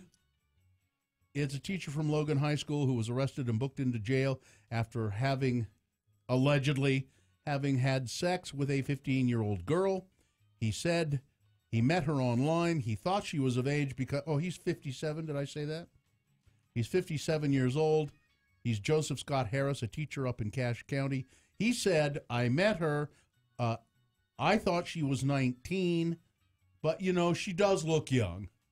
I'll admit. That's because she's 15. Yeah. That's number 1. Number 2, if you try to talk to your legislator, he may have you arrested in Idaho. Idaho Republican State Senator has been labeled a bully and after ranting at college students who had traveled several hundred miles to discuss a birth control bill with lawmakers. State Senator Dan Foreman,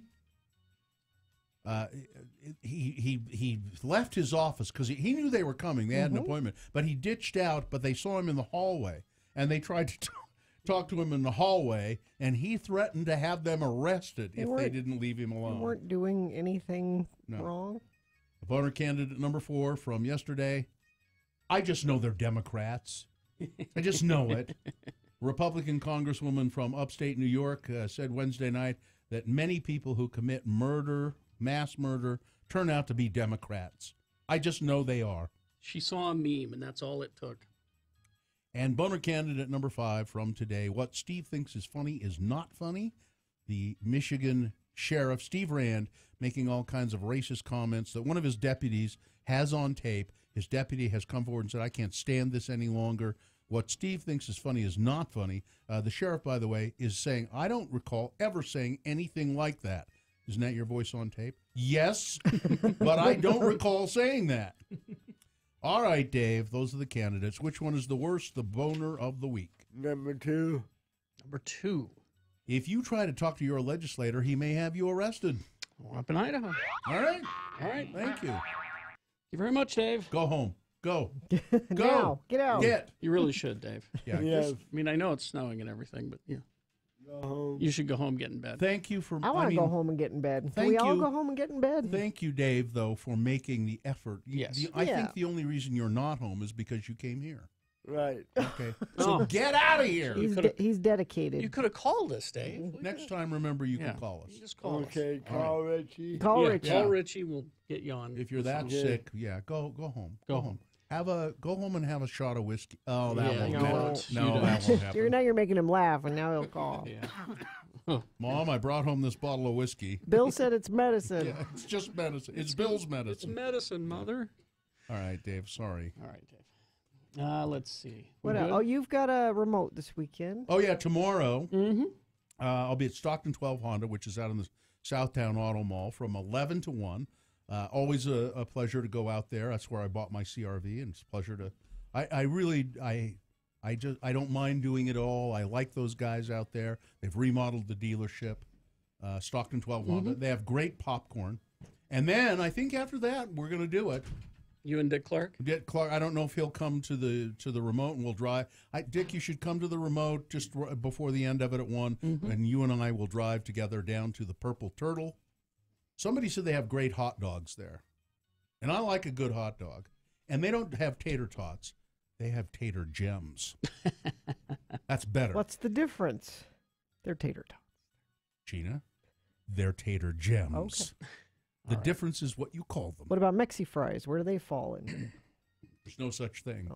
Now, Richie, I need to know, are we going to talk about this Szechuan? We're not talking about that at all. Okay, all right.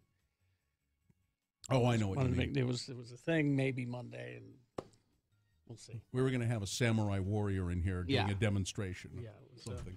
Well, I mean, we can talk about it here in that if you were one of the ones that tried to get the Szechuan sauce from McDonald's. No, that's what I mean. We're going to have packets. They'll be available. What? Carrie will talk about it in an individual promo, but it will not be in this promo. All right. That was my other question. Okay. Because on between 9 and 10, right? Between 9 and 10 on Monday. If you're a Rick and Morty fan, here at 50 West Broadway, we're going to have like radio 5 station, packets of Szechuan sauce. there will be 100 packets. We have 100. Whoa. Now here's the thing I don't know. I don't know the size of the packet, so They're probably just the regular. It's just going to be like a those little ketchup size things. I never tried it, so can I have one? No. You can. They're dedicated to. You are not a Rick and Morty I can't fan. have one? No. To just taste it? Gina, these are prizes for our listeners. Go out and ask the people that we're giving them to if you can. Maybe one of them will let you suck on his sauce. Yeah, maybe someone will bring nuggets. Go out and spend, Gina, a couple $100 on things that everyone else gets for free, like you normally do with station things. You know, concert tickets. I like to take the little packets and just suck all the stuff right out of them. They're delicious. So Monday between 9 and 10. I'm terrible. You know, I do that with ketchup packets and mustard packets. You suck them out? Yes, and mayonnaise packets. Ugh. I put it on and there's always a little bit there, so I go, No. Yeah, suck it out of there. I'm Pickle Rick! There you go. All right, let's do the promo and get out of here. Just waiting for the door to close. All right. Enjoy winter this weekend on Monday's Radio from Hell show. At 6:45, it's Very Important Sports with our attorney, Ed Brass. 8 a.m., Bill Frost to talk about the return of regular TV now that the Olympics are over. At 8:45, we'll have geek news on the radio, including the reign of Black Panther at the box office. That's all on Monday's Radio from Hell show on X96. You know, sucking on those packets like I do, I do it unconsciously. And when my wife first saw me do it, she said, What are you gross. doing? So I'm just sucking the mayonnaise out of this. I like to suck the sauce out of stuff. I don't do it when I'm around her anymore, but I still do it. I'm Pickle Rick! All right. Live long and prosper, bitches. Don't you know who I am? I like to suck the sauce out of stuff. Yeah. John Smith is next. A 1-hour nonstop music wingding starts now. Utah.